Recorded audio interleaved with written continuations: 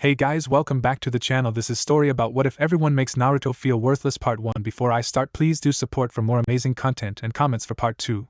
Do consider to subscribe my channel and share my video to your friends and check out the description as well. Let's start the video. Naruto walked slowly down the road, trying not to cry. Team 7 had just finished a C-rank mission in the Land of Waves. They had been protecting the master bridge builder, Tazuna. Naruto had not liked Tazuna at first, but as they traveled and he understood Tazuna's situation, had begun to feel some empathy towards the man. But throughout the whole mission, both Sasuke and Sakura had been insulting him and making him feel worthless. He acted as if their insults merely bounced off without making an impact, but they did. They hurt so much. Why did everyone hate him? Why? He wondered sadly. Every time he passed through the town, the villagers threw stones and knives at him, and even the students at the academy had hated him. He had no friends. Earlier today, Sakura Haruno, a kunoichi in his team, told him he was a loser and a dead last and that he should just go away and die somewhere. Why? Why do they hate me so much? He wondered again. For as long as he could remember, he had been hated by the villagers. Even Iruka-sensei hated him. His former sensei tried to act kindly towards him, but he could see the hatred in the man's eyes. Why? Why the hatred? Suddenly, Naruto heard a noise behind him. The 9-year-old turned, only to be met with a kunai that whizzed out of the darkness. No, he screamed mentally. Not again. Almost every week, an assassination attempt was made on his life as he went home. Most times, he managed to escape alive, but lately, they had been getting worse, as if stronger and stronger ninja were taking on the task to try and end his life. Naruto began to run as a hail of kunai fell around him. This was his only chance of survival, running. But it didn't last long. He felt a sudden breeze pass him, and suddenly, a masked shinobi stood in front of him. The small boy came to a sudden halt, and backed away, only to feel the point of a knife at his throat and the warmth of a body behind him. Heh, got you now, demon, said the masked ninja. Look at me, Bijou boy, do you know what I am? Naruto fearfully shook his head, his small frame trembling in abject fear. The other shinobi behind him chuckled maliciously. I am an Anbu, said the shinobi, laughing sadistically at Naruto's horrified expression. Yes, I see that you know what I mean. Not so stupid as you look, Bijou boy. Naruto's body began to shake in earnest. He knew what the man meant. Being an Anbu meant that the ninja before him had exceptional powers of killing and abuse. He would never escape alive. The ninja shifted and tightened his grip on the kunai in his hand. Let the fun begin, he said menacingly. The other ninja let go of Naruto and they proceeded to stab, kick and burn the boy with different jutsus. Naruto's body curled involuntarily into a fetal position, trying to escape the constant, brutal pain. A harsh kick met his side, and he screamed, feeling one of his ribs crack under the cruel pressure. He didn't know if he could take much more. One of his arms was already broken, and now his ribs. He already had multiple kicks to the head. Then he heard a voice. Katan, Ryuka no Jutsu. A scream of utter agony was ripped from the young boy's throat as fire burned his body mercilessly. He could feel his skin giving way under the 2 blasts of fire charring his body from either side. Why? Was his last thought, before slipping into unconsciousness. Why me? Naruto awoke slowly. His azure eyes cracked themselves open, straining to see through the murky darkness surrounding him. Where am I? He wondered. Am I dead, silly kid? Of course you're not dead. Came a sudden booming voice. Naruto jumped and looked around frantically. Who are you? He cried in fright, the murky water around his ankles splashing sluggishly with his movements. A laugh answered him. I am the Kyuubi no Kitsune, otherwise known as the 9-tailed demon fox. Naruto's eyes widened.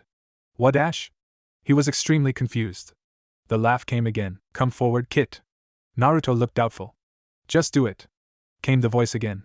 Naruto took tentative steps forward, until he came to a huge cage. The small boy stared. He was even more confused now. Then he jumped back in surprise and slight fear. 2 huge, red, glowing eyes had appeared out of the darkness of the cage. They got bigger as the form came closer, revealing to Naruto a large crimson fox, with thick fur and 9 large bushy crimson tails. Who are you, and where am I? Queried Naruto uncertainly. The fox smiled, exposing sharp, pure white teeth and dangerous fangs, and squatted down on his haunches. Naruto looked at it in confusion. Have a seat, Kit. This explanation is going to take a while. A chair suddenly appeared beside the boy, and Naruto sat down, looking expectantly at the fox. Its 9 tails swished before it began. All right. For starters, I am the Kyuubi no Kitsune, or the 9-tailed demon fox. Surely you have heard stories of the demon who attacked Kana no Sato during the reign of the Yondaime Hokage? Naruto nodded, still slightly confused. He couldn't see where this was going. The fox nodded and continued, well, I am that demon. He waited for Naruto's reaction. He was not disappointed. The small boy freaked, almost falling off of his chair. Why you? What are you going to do to me? Kyuubi chuckled. Calm down, Kit, he ordered. Naruto instantly settled down. The fox proceeded with his explanation. I attacked the village, because I had been put under a special seal by Madara Uchiha. When I came to, I was inside you. I decided to watch your life from inside your mindscape, in other words, from here inside this cage. Naruto stared. This was his mindscape. So if Kyuubi was in his mindscape, and the Yondaime had sealed the demon inside a small child, then that meant that I am a Jinchuriki, he said out loud. The fox grunted in approval. Yes, Kit. You are indeed a Jinchuriki, a human sacrifice. Naruto nodded in understanding. Then his face fell. You are the reason why the villagers hate me, he stated quietly. Kyuubi grew quiet, not knowing what to reply to the statement. I'm sorry, Kit, but I had no control over what I did. Also, you should not let their foolish hate deter you from becoming strong. Naruto nodded, new understanding dawning on his small face. He suddenly perked up again. Are there other Jinchuriki? Yes, replied Kyuubi. There are actually 8 other Bijuu, but only 6 Jinchuriki. How is that? Asked Naruto. I would have thought that there would have been an equal number of Bijuu and Jinchuriki. Well, that is because not all of the Bijuu have been sealed. As I said, there are 8 other Bijuu besides me. I am the most powerful, being the Nine Tails, and all the other Bijuu bow to my superior power. The line of Bijuu, starting with the weakest, is Ichibi no Shikaku, the One Tails, Nibi no Bakaniko, the Two Tails, Sanbai no Kaidegame, the Three Tails, Yambi no Saru, the Four Tails, Gobi no Irakom, the Five Tails, Rokubi no Namakuji, the Six Tails, Shichibi no Kabutamushi, the Seven Tails, Itachibi no Kyogyu, the 8 Tails, and myself. Naruto was, to say the least, awed. Wow, he said, looking dazed. Kyuubi laughed, then grew serious. Kit, listen to me. If you stay in this village any longer, they will kill you. You must leave, tonight, and I will train you from inside your mindscape. Go home now, and start packing your things. Then, we will go to a different town, get you a change of clothing, and start your training. Naruto nodded in comprehension. Kyuubi continued, I have healed your wounds, just think about the outside world to leave your mindscape. You will be able to communicate with me at any time just by thinking whatever you want to say. Remember, do not speak out loud, or else you will attract unwanted attention. Hi! Naruto said, grinning. The small boy focused and thought of the road close to his home.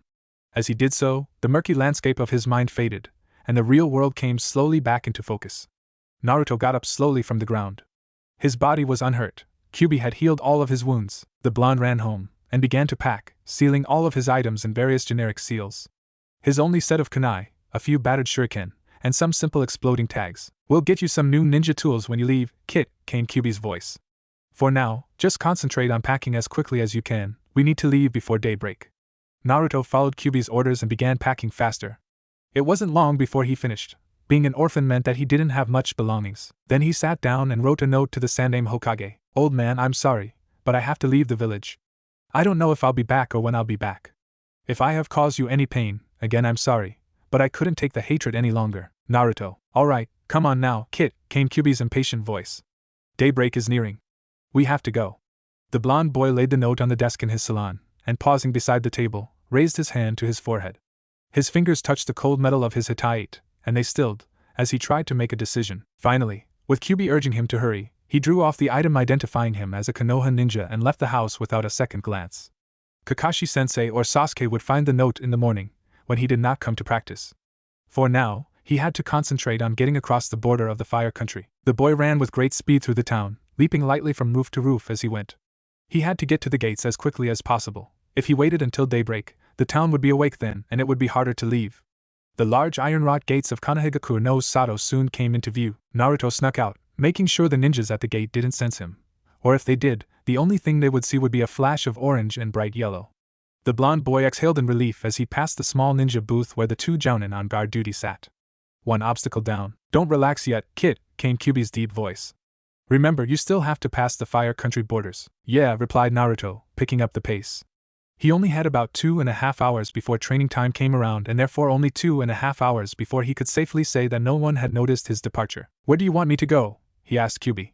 He had no idea which ninja village he should stop at first. Probably a smaller village, like Hidden in the Mist, or Hidden in the Cloud, said Kyuubi, thoughtfully. I should opt for Hidden in the Cloud. You've already been to Hidden in the Mist, and so they know you there. We can't afford to let any ninja from Kanahigakure to find out your location. Remember, you're a nuke now. Yes, said Naruto, sighing. How far are we from the border, Kyuubi? There was a short pause as Kyuubi, through Naruto's eyes, tried to determine the distance in terms of time. I'd say about 1 hour, Kit. So go a little faster. Wordlessly, Naruto began to run faster, pumping chakra to his legs in order to give him more impetus. He only had about 45 minutes before his training time. With that in mind, the blonde boy ran faster and faster, until the forest began to thin out into a sort of desert. Well done, Kit. You've come out of the fire country. You're about 2 miles from Sunagakure now. Just be careful in that town. Hi, replied Naruto. He carefully concealed himself in a clump of trees and sat down, breathing slightly heavier than usual. That sure had been a rigorous run. Why are you stopping, Kit? Asked Kyuubi. Naruto's sweat dropped. Just because you're a demon and don't need to eat or rest for a long period of time, doesn't mean that I can do the same, he said, slightly exasperated. Kyuubi snickered. Ignoring him, Naruto drew out 2 seals, one marked food, and the other marked water. He bit his thumb and swiped it once across each seal. With a faint poof, ninja rations, ramen and a canteen of water appeared on each scroll. Grinning hugely, Naruto picked up the ramen, but stopped when he realized he had no water. His face fell dramatically, and Kyuubi began to laugh. Itada Kamisu, grumbled Naruto, picking up the ninja rations. Stupid Kyuubi, he thought. Hey! I can hear you, you know, said Kyuubi indignantly. Naruto smirked. That's the point. Naruto's chuckle filled the clearing as Kyuubi grumbled about ungrateful hosts and cheeky little brats. The blonde boy, finished with his meal, straightened and did some stretches, before repacking his scrolls and shrugging on his ninja backpack. Ready to go, he said excitedly to Kyuubi. I'm not going to stop in Sunagakure no Sato. I have enough energy and rations to last me until I reach Hidden in the Clouds. Besides, I can't risk being seen, even though I don't know any ninja from Hidden in the Sand. My blonde hair is too distinctive. They would definitely remember me if Sandame asked. And I'm not sure whether or not they noticed my absence yet. Remember, I'm the village demon, so they can't afford me just going off like that. Sandame would also probably send some ANBU after me. True, remarked Kyuubi, impressed at his host's reasoning. Well, let's get going. Naruto sprang up and began running again. While he didn't mention it to Kyuubi, he was still slightly nervous that Sandame would send ninjas to bring him back to the village, and even though he was stronger than he let on, he would still be no match for a trained jounin. He subconsciously went faster, his nervous mind urging him on. He soon passed Sunagakure no Sato, grinning with victory when the sand ninjas didn't even look his way. Mission accomplished, Kyuubi, he said to his inner demon. He was met with snores. What? How could Kyuubi sleep whilst he was running for his life? Naruto grumbled to himself, then decided to keep an eye out whilst he ran. You never knew what or who might stop you as you traveled. Already the desert was beginning to give way to shrubs and taller trees, not exactly a forest, but normal foliage. He was getting closer to Hidden in the Clouds. Oh, wake up, Kyuubi, he called to his sleeping demon. No response. Wake up, he yelled mentally. The snores were cut off abruptly as Kyuubi woke with a start. What? He growled. Damn that kid for waking him up like that. Naruto chuckled. We're close to Cloud, he told Kyuubi. So I'm going to stop there. Alright, kid, replied Kyuubi. Naruto approached the gates of the village, only to be stopped by the customary jounin ninja at the gate. Who are you, and where are you from? Queried the ninja blocking his way. Naruto looked him over. He was dressed in all black, standard black ninja pants, a black mesh shirt, and a black flak jacket with the jounin cloud symbol at the back. He wore his hatayite around his neck loosely. My name is, Kyuubi interrupted. Don't tell him your real name. Naruto continued with slight annoyance. Geez, couldn't Kyuubi give him some credit? He had already thought of an alias, Akumahai, former Konoha nin. With a searching glance, the man stepped out of Naruto's pathway and gestured for him to enter. The blonde nodded, and entered the village, smiling grimly as he pondered his new name. Grieving Demon, it suited him. Naruto looked around at the village as he entered. It reminded him of Leaf, only on a smaller scale. He felt right at home. The only things missing were the Hokage Tower, and the glares and hateful comments from the passing villagers. But of course, he didn't miss the latter. You'd better stock up on your ninja supplies, Kit, commented Kyuubi. Good idea, replied Naruto. He looked around. Now where was the ninja store? Ah, there it is. The young boy walked over to the store and entered it. His eyes widened. It was chock full of every possible shinobi tool he could have ever imagined. Kunai, shuriken, katanas, exploding tags, backpacks, soldier pills, makibishi, saman, everything he had ever seen or used, and a few more which he was unfamiliar with. Where to start? He mused. Probably with the kunai. He needed a good set. Naruto strolled down the aisle of kunai, picking out choice ones made of different metal and different uses. Some he could channel chakra through, others he could coat with chakra, and still others were made of a special metal that aided a shinobi's throwing technique. He browsed through until a special set caught his eye. They were obviously expensive, but he had lots of money, and this set would last him a long time. He picked them up and kept the others he had gathered along his way through the aisle. Next, the other aisle, he thought. Soon he had gathered quite an armful of tools, shuriken, kunai, senban, makibishi, and a series of exploding tags of different proportions. He had also picked up a few generic seals, and one special seal for an idea he had in mind. Suddenly Kyuubi, who had been silent from the moment he entered the store, spoke up. "Get the kodachi on your right." Naruto looked in the direction that Kyuubi had pointed him in. His eyes landed on a slim-bladed sword with a black guard and gently curved contours. "Kodachi, huh? What do you want me to get this for, Kyuubi?" he asked. "I'm going to teach you kenjutsu, Kit. The art of swordsmanship," he added, knowing Naruto was about to ask him the meaning of kenjutsu. Naruto shrugged and picked it up. Whatever, Kyuubi must have a good reason. His arms full, he made his way to the front and laid the items in a heap in front of the proprietor. His pocket noticeably lighter, Naruto made his way across the street to the shinobi clothing store. His grin was obvious. It was time for something he had always wanted to do, but couldn't in Konoha, because no store would sell him proper shinobi clothing. To them, he was the demon of Konoha, and didn't deserve to become a shinobi. Naruto shrugged off the disturbing thoughts and entered the shop. An hour later, a completely different individual exited the shop. The blonde shinobi was dressed in standard black ninja pants, a black mesh shirt, and a black cloak that reached his knees. Instead of a hitate, a black silken cloth was wound around his head and tied at the back. He also wore combat boots, with weighted soles, and a small catch at the sides that released a small blade on the heel of the boot when hit. Black fingerless gloves adorned his hands with a pair of metal knuckles, and a belt was slung around his waist. Attached to the belt was a hip pouch containing his shinobi tools. A shiny kodachi was strapped to his back. The shinobi's face was concealed by a black mask that left only one blue eye visible and obscured all of his other features. His clothing showed off his muscled physique, telling every person who knew shinobi that this individual was one to be reckoned with. The figure stopped in the street, looking around. "What next, Kyuubi?" asked Naruto, scanning the street. Kyuubi thought for a moment. "Get something to eat, and some rest, then we'll look about staying in Cloud," ordered Kyuubi. "Tomorrow we'll train." "Okay," replied Naruto. The young blonde continued down the street, looking for a ramen shop. He soon found one and quickly entered it. In no time at all, he was sitting at a table in front of 10 steaming bowls of miso ramen, consuming them at an alarming rate. Naruto kept his eyes and ears out for any signs of danger while he ate, having learned the hard way from the Konoha villagers the merits of being wary. His efforts were rewarded. About 20 minutes after he entered the shop, on his 4th bowl of ramen, a tall, muscular man wearing shinobi's clothing under a daimyo's robes entered the shop.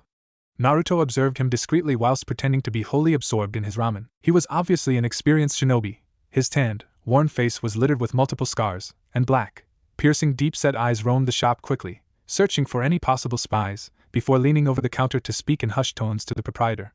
Naruto strained his ears, but couldn't hear. "Kyuubi, can you hear them?" he asked. "No, but you can," replied Kyuubi. Naruto frowned ever so slightly down at his ramen. "How?" "I tried straining my ears but I still can't hear." Kyuubi chuckled. "Not like that, Kit. Just send some chakra to your ears slowly, or else you will get a headache from the influx of sound." Naruto focused, and willed some chakra to his ears. A cacophony of sound immediately met his more sensitive organs, and the Jinchuriki had to focus on the two voices by the counter. Still managing to look absorbed in his food, Naruto began to eavesdrop. "Akumahai no, never heard of him. We'll see." The snatches of conversation only made Naruto more confused, and he retracted the chakra from his ears, preferring to meet whatever challenge awaited him head-on. "Kit, I think that something may happen to you when you come out," remarked Kyuubi. From his words, the daimyo probably wants to assess your level as a shinobi. "They probably need to because they have no knowledge of an akumahai," replied Naruto distantly. He just hoped that if they send shinobi after him, they would be either high chunin or low jounin level. He couldn't afford to fight at full power and advertise to everyone his latent strength. The blonde shinobi pushed away his 10th bowl of ramen and came to his feet, his hunger sated. The daimyo had left the shop moments before, and as Naruto passed the proprietor, the plump man gave him a long, searching look. As Naruto stepped out into the street, the darkness immediately swallowed him, concealing him from prying eyes. Naruto suppressed the urge to look around to see if he was being tailed, and without a glance at the shadows surrounding him, continued down the street, walking as if he had not a care in the world. As he reached the center of the street, where a few villagers still walked, Naruto's sharp eyes caught a slight, stealthy movement as a lone shadow detached itself from the other black mass of shadows. He was being followed. "Someone's following us, Kit," said Kyuubi, stating the obvious. "Yeah, I know," replied Naruto. "But I'm not going to fight out here in the open street." The blonde turned quickly down into a small, dimly lit street.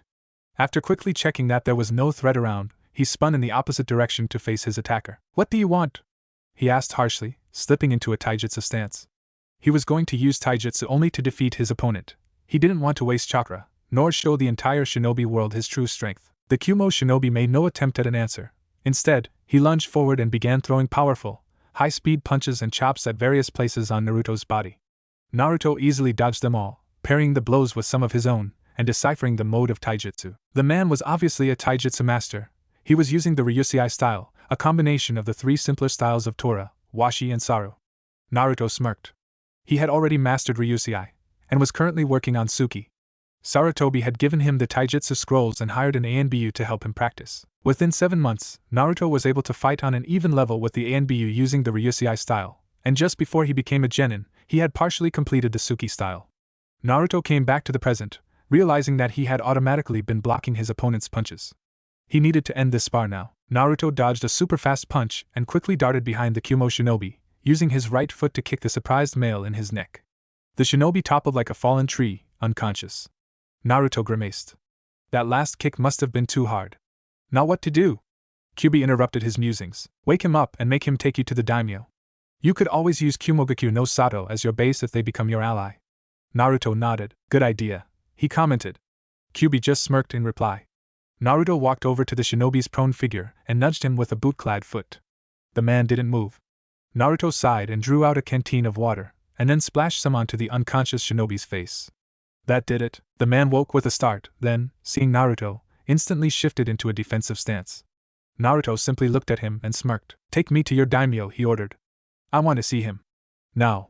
The shinobi looked undecided, and then he straightened and began to turn away. Come, he stated to Naruto. The blonde boy followed the shinobi through the town streets until they came to a large wooden building with no sign or name. The shinobi entered the wooden structure, and Naruto followed. It was well lit, and obviously was a sort of waiting room, where citizens with complaints or shinobi looking for work could see the daimyo. Naruto stood silently beside the shinobi in the deserted room as he spoke in hushed tones to the shinobi secretary. Then he turned to Naruto. The daimyo will see you tomorrow morning here at 9 a.m. He is currently not in Kumogakure, my apologies. Naruto nodded to the two shinobi and exited the building, melting into the shadows. He made his way to the hotel at which he was staying and ascended to his room to have a talk with Kyuubi and a good rest. Kyuubi, do you think Konoha has noticed my disappearance yet? He queried of the demon fox. No, replied Kyuubi. I do not think your disappearance will be noted until tomorrow morning. Remember, this is not the first time you missed training. The last time you disappeared, you had been at the lake, and you told Kakashi that if ever you disappeared again, that is where you would be. By the time Kakashi remembers this, you'll be long gone, and it'll be tomorrow morning. Yeah, replied Naruto. I'm gonna get up at 6 a.m. for a few hours training before I meet with the daimyo. I've got a few jutsus to master. Good idea, kid, commented Kyuubi. Now get some sleep, it is getting late. Replied Naruto, his eyes already beginning to droop closed. He was tired man, it felt good not having to worry about anyone coming in during the night. Naruto fell asleep, his slumber uninterrupted by nightmares for the first in his life. Naruto rolled over, his eyes cracking slightly open as he squinted in the warm glow of the morning sun's rays. His bed felt more comfortable than usual. He jerked to an upright position as yesterday's events filled his mind. He had to train. The blonde boy got up slowly and made his way to the bathroom to commence his morning ablutions. 20 minutes later, the blonde emerged from the bathroom fully awake, his spiky sun-kissed locks glistening and his clear blue eyes sparkling. Naruto dropped his towel and rummaged in his backpack for the scroll with his clothing. When he found it, he began to dress. 5 minutes later, Naruto was dressed and ready to go. The young shinobi adjusted his mask in the mirror, securing it so that only his azure eyes were visible. He turned on his heel and left the room, two thoughts in mind. He had to find a laundry shop, and he needed to find somewhere to train, undisturbed. He would eat after he had seen the daimyo. Naruto exited the hotel and entered the street, looking around for a laundry shop. When he found none, he shrugged and began heading out of the town in search of a training ground he could use. He soon found a series of training grounds on the edge of the town, away from the civilians. It was still early, so he had about an hour and a half to himself before any shinobi came out to train. Naruto rested his backpack against the base of a tree in the training grounds and began to train. First, he practiced throwing his new chakra knives and kunai, aiming them at the center of a circle he had carved into the tree. They had begun this exercise shortly before he left, and completed it.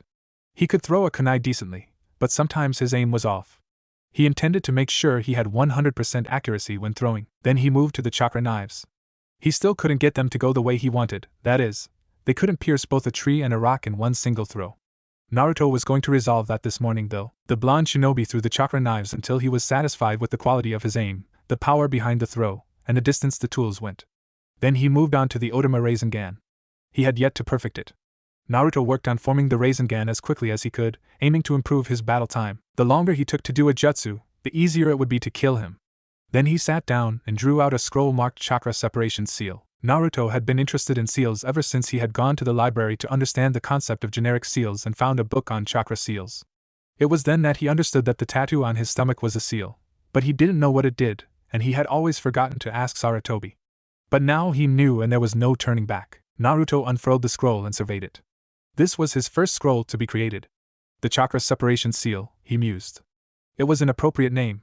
It would completely separate his and Kyuubi's chakra, and allow him to fully control all of Kyuubi's power should he need it, without gaining the physical form of a fox. With the seal, Kyuubi would be able to manifest himself, with Naruto controlling the amount of power he could have. Naruto looked back at the scroll. It was currently half finished, and he didn't know when he would complete it. He looked at his watch. About 40 minutes left. He picked up a reed pen and began to write kanji symbols on different parts of the scroll. He would make some progress on the scroll before he had to go to the daimyo. The blonde shinobi straightened, feeling his muscles pop from staying so long in one position. He checked his watch again. He had 5 minutes left. Naruto rolled the scroll, now littered with various kanji symbols, and tucked it away into his backpack. Then he made a few hand seals and disappeared from the training grounds in a sudden gust of wind. A few seconds later, Naruto stood on the main street of Kyuubi, revising the directions to the daimyo's office in his head. He began walking down a familiar road, taking turns every now and then as he remembered it from the night before. He soon stood in front of the drab building, surveying it coolly. He looked at his watch again. 9 a.m. It was time. Naruto took a breath and stepped forward into the building. As soon as he stepped into the small waiting room, the shinobi he had met previously at the secretary's desk stood up and gestured for him to go into the room behind him. Hokage-san is waiting, he stated politely. Please enter. Naruto nodded to him and went through the blue door, shutting it quietly behind him. He turned around and looked at the room. It was sparse. Only a desk with a chair behind it and another chair in front of it occupied the room. The blonde's eyes moved to the figure in the chair behind the desk. The daimyo was obviously a former shinobi. His face was littered with countless scars, physical reminders of bitter battles, and his black hair was worn in a short, spiky style, extending down the sides of his face and jaw to form a short, neatly trimmed beard. Piercing gray eyes stared back at Naruto, assessing him. The daimyo gestured to the empty chair in front of him. Take a seat, he said authoritatively. Naruto moved obediently from his position near the door and sat in the empty seat. When Naruto seated himself, the daimyo continued. One of the many shinobi in this village told me of your request to see me. Naruto nodded in acknowledgement. Why? The daimyo queried.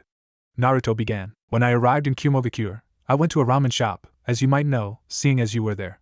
Ignoring the flicker of surprise that crossed the daimyo's face at his statement, he went on. I ate and left, but a Kyuubi shinobi followed me out and attacked me. I defeated him and revived him, then asked to see you. I want to know if I could be allowed to remain here. The daimyo looked thoughtful. This matter is out of my hands. You will have to see the Raikage. The daimyo got up from his chair and exited the room, Naruto following him. The two males exited the building and headed for the Raikage tower, set conspicuously in the middle of the town. When they reached the gate, the guards immediately let them through on seeing the daimyo. The daimyo and Naruto climbed a flight of stairs, and then walked down about 3 corridors, before they came to a halt in front of a green door. The daimyo raised a hand and knocked twice. Silence ensued, and then a deep voice came from behind the door. Come in. The daimyo turned the knob and entered the room. Naruto looked around. The Raikage's office was extremely similar to the Hokage's, a simple desk and chair in the center, and shelves of books and scrolls lining the walls. The Raikage was a powerful-looking man. His white-yellow hair was scraped back and combed neatly, and his handlebar mustache and small beard were neatly trimmed. He wore no shirt, exposing his well-developed chest and pectoral muscles, and a standard black shinobi's pants.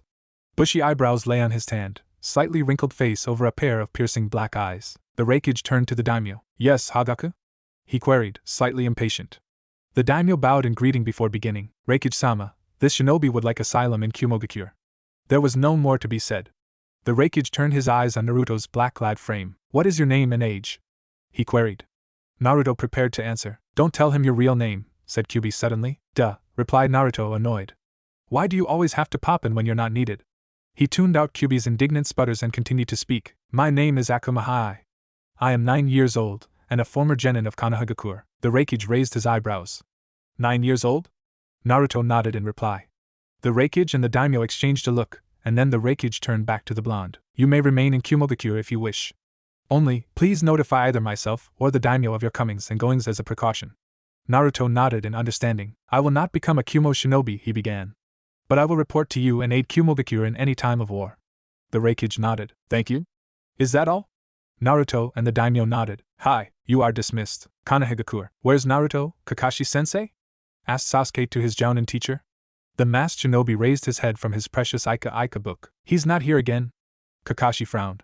Something was wrong. Naruto never missed more than a day of practice. He was too eager to train and master new jutsus. The famous copy ninja put away the orange novel and stood. Wait here, Sakura, Sasuke, he ordered his other 2 genin students. I'm going to Naruto's apartment. Sakura humphed. It doesn't matter anyway, Kakashi-sensei, she said disdainfully. He's just a good-for-nothing annoyance. I hate him. It would be good if he just disappeared or died. Right, Sasuke-kun? She asked her idol, turning adoring eyes on the last Uchiha. Sasuke, as always, ignored the hopeful Sakura. He replied.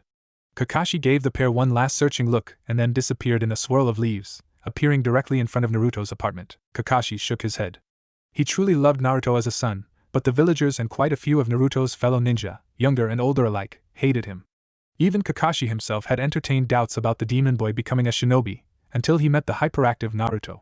He shook his head again. He was ashamed to admit that he had favored Sasuke and Sakura over Naruto at the beginning, but a few months ago, he had come to his senses and tried to make up for it. The shinobi knocked on the door again. No reply. His brow furrowed. Why didn't Naruto answer his door? Was he sick? He immediately dismissed the idea. Naruto never got sick. The only time had ever missed training for an entire day was after a particularly bad week with Sakura and Sasuke's taunts, when he had gone to the Konoha lake to meditate and comfort himself. A feeling of intense dread began to build up in Kakashi. His instincts were telling him that something was very wrong, that he should check it out as quickly as possible. Since I am at his house already, I'll just go inside, he decided. Then I'll go to the Konoha lake. With that resolution in mind, Kakashi pried open the door to the apartment and stepped inside. It was deathly quiet. Naruto? Kakashi called. No reply. Then he noticed his surroundings properly, and he knew. He saw at the exact time that he knew. Naruto's house was always a chaotic mess, but it was extremely tidy, and a letter lay on the table on the lobby. Kakashi knew, before he even crossed the room to pick up the letter, that Naruto was gone. His heart sank as he noticed a shiny object under the letter. His Hittite. Naruto had rejected Konoha in the most effective way possible. The paper rustled as Kakashi's wobbly fingers fumbled it open. His heart sank more with every word, until a tear rolled down his masked face. I'm sorry, Naruto, he thought in sadness. If only he had seen underneath the underneath, as all excellent shinobi do, to realize earlier that Naruto was not a demon, but just a lonely child with no parents or friends and an entire village of civilians and shinobi who hated him. Kakashi looked at the letter again, perusing the words written in Naruto's barely legible handwriting. It had been addressed not to him, but to the Sandaime Hokage. Old man, I'm sorry, but I have to leave the village. I don't know if I'll be back or when I'll be back. If I have caused you any pain, again I'm sorry, but I couldn't take the hatred any longer. Naruto, I couldn't take the hatred any longer. The words echoed in Kakashi's head as the masked ninja exited the apartment and headed for the Hokage's tower. Where would Naruto have gone? How could he survive? Did he have money, a place to stay? Kakashi felt as if his heart was ripping itself apart in grief and remorse. But it was too late. Naruto could be anywhere with the 2-day head start he had gotten. Kakashi knocked on the Hokage's office door. Come in, called the deep voice of the Sandaime Hokage.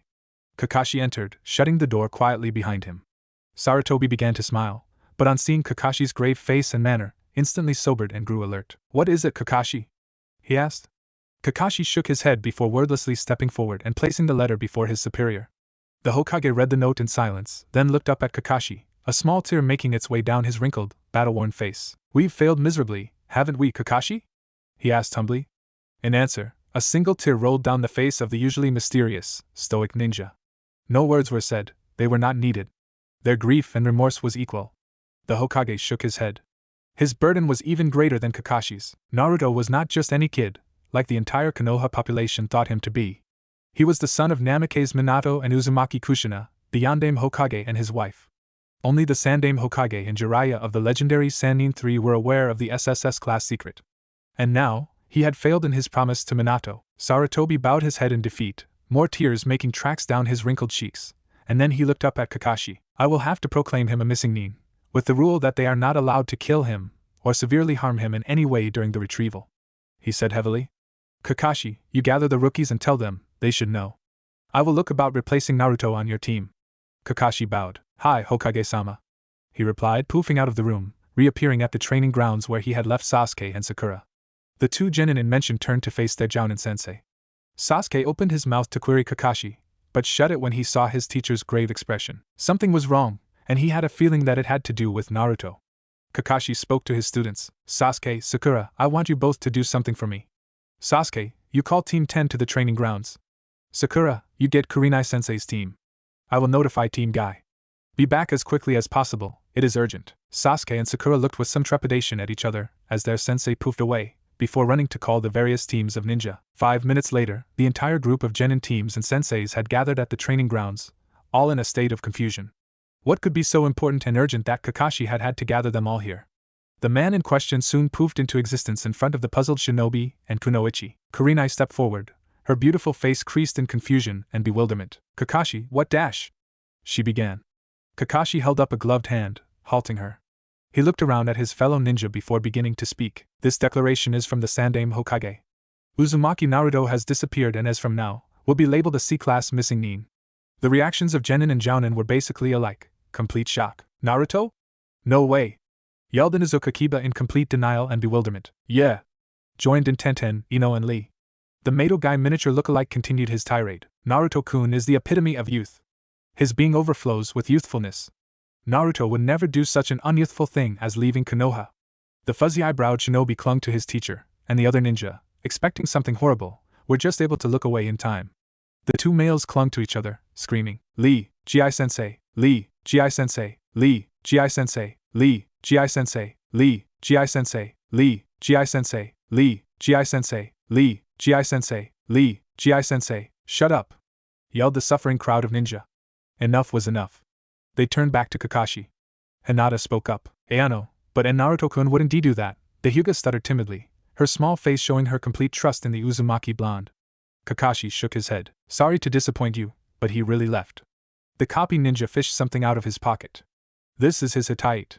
The group fell silent, the undeniable proof of the Hittite before them countering all reasonable arguments they could think of. But why? Said an anguished Kiba. Kakashi shrugged. He knew, but he didn't feel it was his place to disclose that fact. Sakura spoke up, her face filled with triumphant malice. Huh. Why are you looking so sad? He did us a favor. That annoying demon brat, I'm glad he's gone. He could be dead for all I care. A shocked silence met her harsh words. Ino stared at her former best friend. Why are you saying that, Sakura? She asked in shock. He's your teammate, plus he's never done anything bad to you. How could you say that about Naruto? Sakura wheeled on Ino. Shut up! She screamed. You're just a stupid demon lover. What, you like him? She jeered, seeing Ino's shocked visage. He's a dead last, a loser and an idiot. Don't tell me you actually wanted to be his friend. Sakura scornfully crossed her arms and looked down her nose at a devastated Ino. Without another word or look to her fellow ninja, Ino turned and walked away, her stomach churning in anger, disappointment and hurt. How can Sakura be like that? Naruto is not a demon brat. He's a perfectly normal boy that was unfortunate to have everyone hate him. He always pretended to be cheerful and annoying, but Ino knew that on the inside, he was crying, his heart and soul were torn to pieces every time someone jeered and taunted him. And now he had left. A mental image of Naruto's whiskered face swam in front of Ino's eyes and a single tear rolled down her face. She had never told anyone, but she had had a crush on the other blonde ever since her first day at the academy. She loved everything about Naruto, his spiky blonde hair that would never be tamed, his determination to protect his precious people, and his endurance of all the hatred aimed at him for an unknown reason. For that reason, Ino never joined in with the other students and teachers in the academy in taunting him. She couldn't. Naruto, I will get strong in your memory, she vowed. You may not remember me if you are alive, but I will remember you always by being as strong as I can, to protect my precious people, just like you did. The tears were coming faster now, and Ino wiped them hastily away with her arm, and forced herself to stop crying. Naruto was gone, but she could hug his memory close to her heart, and grow strong for the boy she loved. Naruto's disappearance had shaken the village. Ino was sure that he didn't know how many persons would be affected by his departure. The villagers and many ninja were glad, but other kunoichi and shinobi that knew Naruto were devastated. Team 7 had remained a two-person cell until last week, when a new shinobi joined them. Kagane Yuki, he was exactly like Sasuke in demeanor. He had long silver hair worn in a ponytail with a piece over his left eye, just like Ino, and purple eyes and delicately handsome features. He also had his own fangirl following, of which Ino was not one. As for her, she had taken her vow to heart, and begun training rigorously under Asuma-sensei. On the morning after Naruto's departure, she had arrived at the training grounds early to practice her kunai throwing and medical techniques, even going to the library to borrow scrolls on medical jutsus before returning to the grounds and trying them out. When Asuma-sensei had arrived an hour later with Shikamaru and Chuji a few minutes behind, he thought his team had tricked him with a genjutsu or henge. But he was soon convinced, and Ino began her first serious training session as a true kunoichi. The blonde stared out her bedroom window, focusing on the stars above. Naruto, she thought, we are seeing the same stars under the same sky. I will always love you, and I will become a strong kunoichi in your memory. Naruto entered the realtor's building. The blonde shinobi had tired of renting an apartment, and decided to find a home for himself, a place that he could proudly call his own. As the door closed behind the Jinchuriki, the realtor at the desk looked up. Naruto approached him, slightly unsure as to what to do. "Ohio," greeted the realtor. Naruto nodded in reply. "Ohio," he answered. The realtor smiled. "And how may I help you?" Naruto filled in the obvious blank. "Akuma." The realtor nodded in acknowledgement, and continued. "How may I help you, Akuma-san?" Naruto took a breath. "I would like a house to purchase. Not too far from the town, but yet not too near to the border, with sizable grounds and at least 2 bedrooms. The realtor smiled in delight. "I have just the house for you then, Akuma-san," he said enthusiastically. "I will come with you immediately to give you the tour." The realtor came around the desk and gestured for Naruto to precede him out the building. He closed and locked the door, then began walking down the street. Naruto followed, and the 2 males walked in silence until they came to the edge of the village. The realtor turned off onto a small, sheltered road, barely visible to the ignorant passerby. "The only thing this road leads to is the house," said the realtor, in a professional, sales mode tone. "It is in complete privacy, Akuma-san." Naruto nodded in approval. Privacy was exactly what he needed, a place to train in peace and secrecy. He would probably put a genjutsu on the house or something if he bought it, so that ninja having jujutsu with similar properties to the Sharingan or Byakugan would have no success in seeing inside. Their footsteps crunched over the dry leaves on the stone pathway as the realtor led his customer up to the house. They turned a few corners, and then came to a halt. "Here we are," announced the realtor chirpily. Naruto could only stare. The house was perfect. It reminded him somewhat of the main house on the Hyuga compound, except that it was exceedingly more beautiful. Exotic flowers and giant oaks lined the garden, and an elaborate, elegant koi pond, complete with masterfully constructed bamboo fountain and lilies, graced a corner of the property. Birds of all sizes, kinds and colors flitted from tree to tree, calling greetings to each other. The realtor turned to his customer. "Let us go inside, Akuma-san," he said, smiling pleasantly. Naruto numbly followed the man along the pathway and through the door of the dream house. As they surveyed the building, Naruto knew it was perfect. He decided to contact Kyuubi, knowing that the demon could see everything through his own eyes. "What you think, Kyuubi?" he asked his demon inhabitant. "You should get the house, Kit. It is a great investment," the fox recommended. "Yeah, I know, it's perfect," replied Naruto. It was true. The house was perfect in every way. It had 3 bedrooms, a bare room that could be converted to a training room if he wished, a spacious kitchen, study/library, dining room, and party room, plus a balcony with a wonderful sunset and sunrise view. Naruto turned to the ecstatic realtor. "I'll take it," he said coolly. The realtor's eyes gleamed, and Naruto could almost hear the cogs of his brains working furiously as they added up a profitable figure for the house. "Hi, Akuma-san, arigatou gozaimasu. We should probably head back to my office now to complete the transaction and paperwork." Naruto and the realtor left the house and headed back to the realtor's office. The man went quickly around to his desk. "Have a seat please, Akuma-san," he requested politely, gesturing to a wooden chair in front of his desk. He waited until Naruto sat, then seated himself. "The price is 1 million ryo." Without hesitation, Naruto drew out a checkbook and signed his name, the date and amount before handing it over to the realtor. He didn't need to worry about verifying the check. He had never banked money in Konoha, instead saving it in a scroll that he carried with him at all times. When he got to Kumo, he banked it. In return, the realtor filled out the property deeds, land titles, and other legal documents, and gave them to Naruto, along with the house key. As he took the key, Naruto reminded himself to have the locks changed. "You could never be too careful." "Thank you for your business, Akuma-san," said the courteous realtor, bowing him out. Naruto raised a hand in acknowledgement, and continued down the street. He had some house furnishing to do. Over the next few weeks, Naruto managed to furnish his new house to his satisfaction. He had even gone back to the ninja weaponry shop and purchased quite a few items to properly outfit his training room, and stock his supplies closet. He had also placed the jujutsu repelling genjutsu he had created on the house. It would do to have any shinobi or kunoichi spying on him. As the weeks lengthened into months, Naruto became a known figure in the streets of Kumogakure. Most ninja knew to leave him alone, knowing that he preferred solitude, but the children also knew that he would not be unfriendly to them and greeted him cheerily when he passed. Naruto, or Akumahai as he was known in Kumogakure, had quite a following of fangirls. He had never been so glad for the genjutsu as he had been the morning when he woke up to find almost all of Kumogakure's kunoichi endeavoring to see through his walls with jujutsu-similar binoculars and telescopes. Naruto had begun a rigorous training regimen the week after he moved in, and even worked on the chakra separation seal in his free moments. Sometimes he took on missions within Kumogakure. For example, escorting extremely important personnel and once, to test the Kyuumogakure's Chunin shinobi before they left for the Jounin exams in Konohagakure. Naruto had managed to master the Otama Rasengan, the Kokwanjyo no Jutsu, and the Shunshin no Jutsu, and in addition to the chakra separation seal, begun work on a jutsu he called Hiraishin no Jutsu. Basically, it was an updated version of the Shunshin. He had gone to the blacksmiths to get him to create some special seal-absorbent kunai that he had designed specifically for the Hiraishin technique. When Naruto had informed Kyuubi of the technique, Kyuubi had acted strangely. For the first time since Naruto had known the demon, it had actually looked shocked, and even a little intimidated. He had muttered something about like father-son, but Naruto didn't quite catch it, and Kyuubi stubbornly refused to repeat it. He didn't press the matter. He was too busy training and developing new techniques, mastering others he already knew, and trying to raise his chakra level so he didn't have to rely on Kyuubi's power. According to Kyuubi, his current chakra level was about equal to 3.5 tails of Kyuubi's own chakra. But Naruto knew that it wasn't enough. He wanted to be strong with his own chakra. He would only use the demon's chakra in desperate situations. Or maybe, never again. He could actually feel his chakra reserves growing with each month that passed. In no time at all, 2 years had passed, and Naruto had not left Kyuumogaku, nor had he heard anything of a missing nin named Uzumaki Naruto. All was well.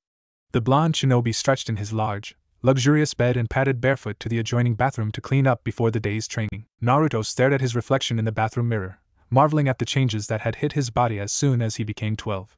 His golden blonde hair had grown quite a bit over the past 2 years, the front side bangs not quite reaching his chin, and the whisker marks had partially faded. His eyes now had a more feline slant to them, and he had overheard on Kunoichi Fangirl describing them as smoky blue bedroom eyes. He also had a fairly muscular physique from all the training Kyuubi put him through.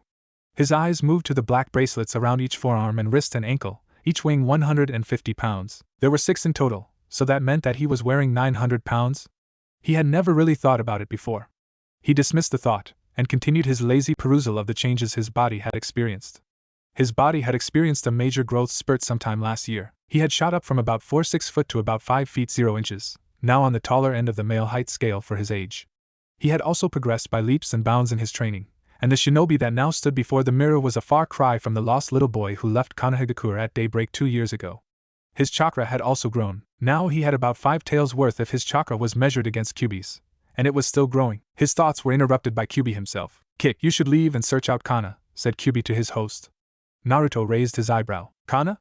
Isn't that the famous sword master? Is that what made you so silent for the past week?"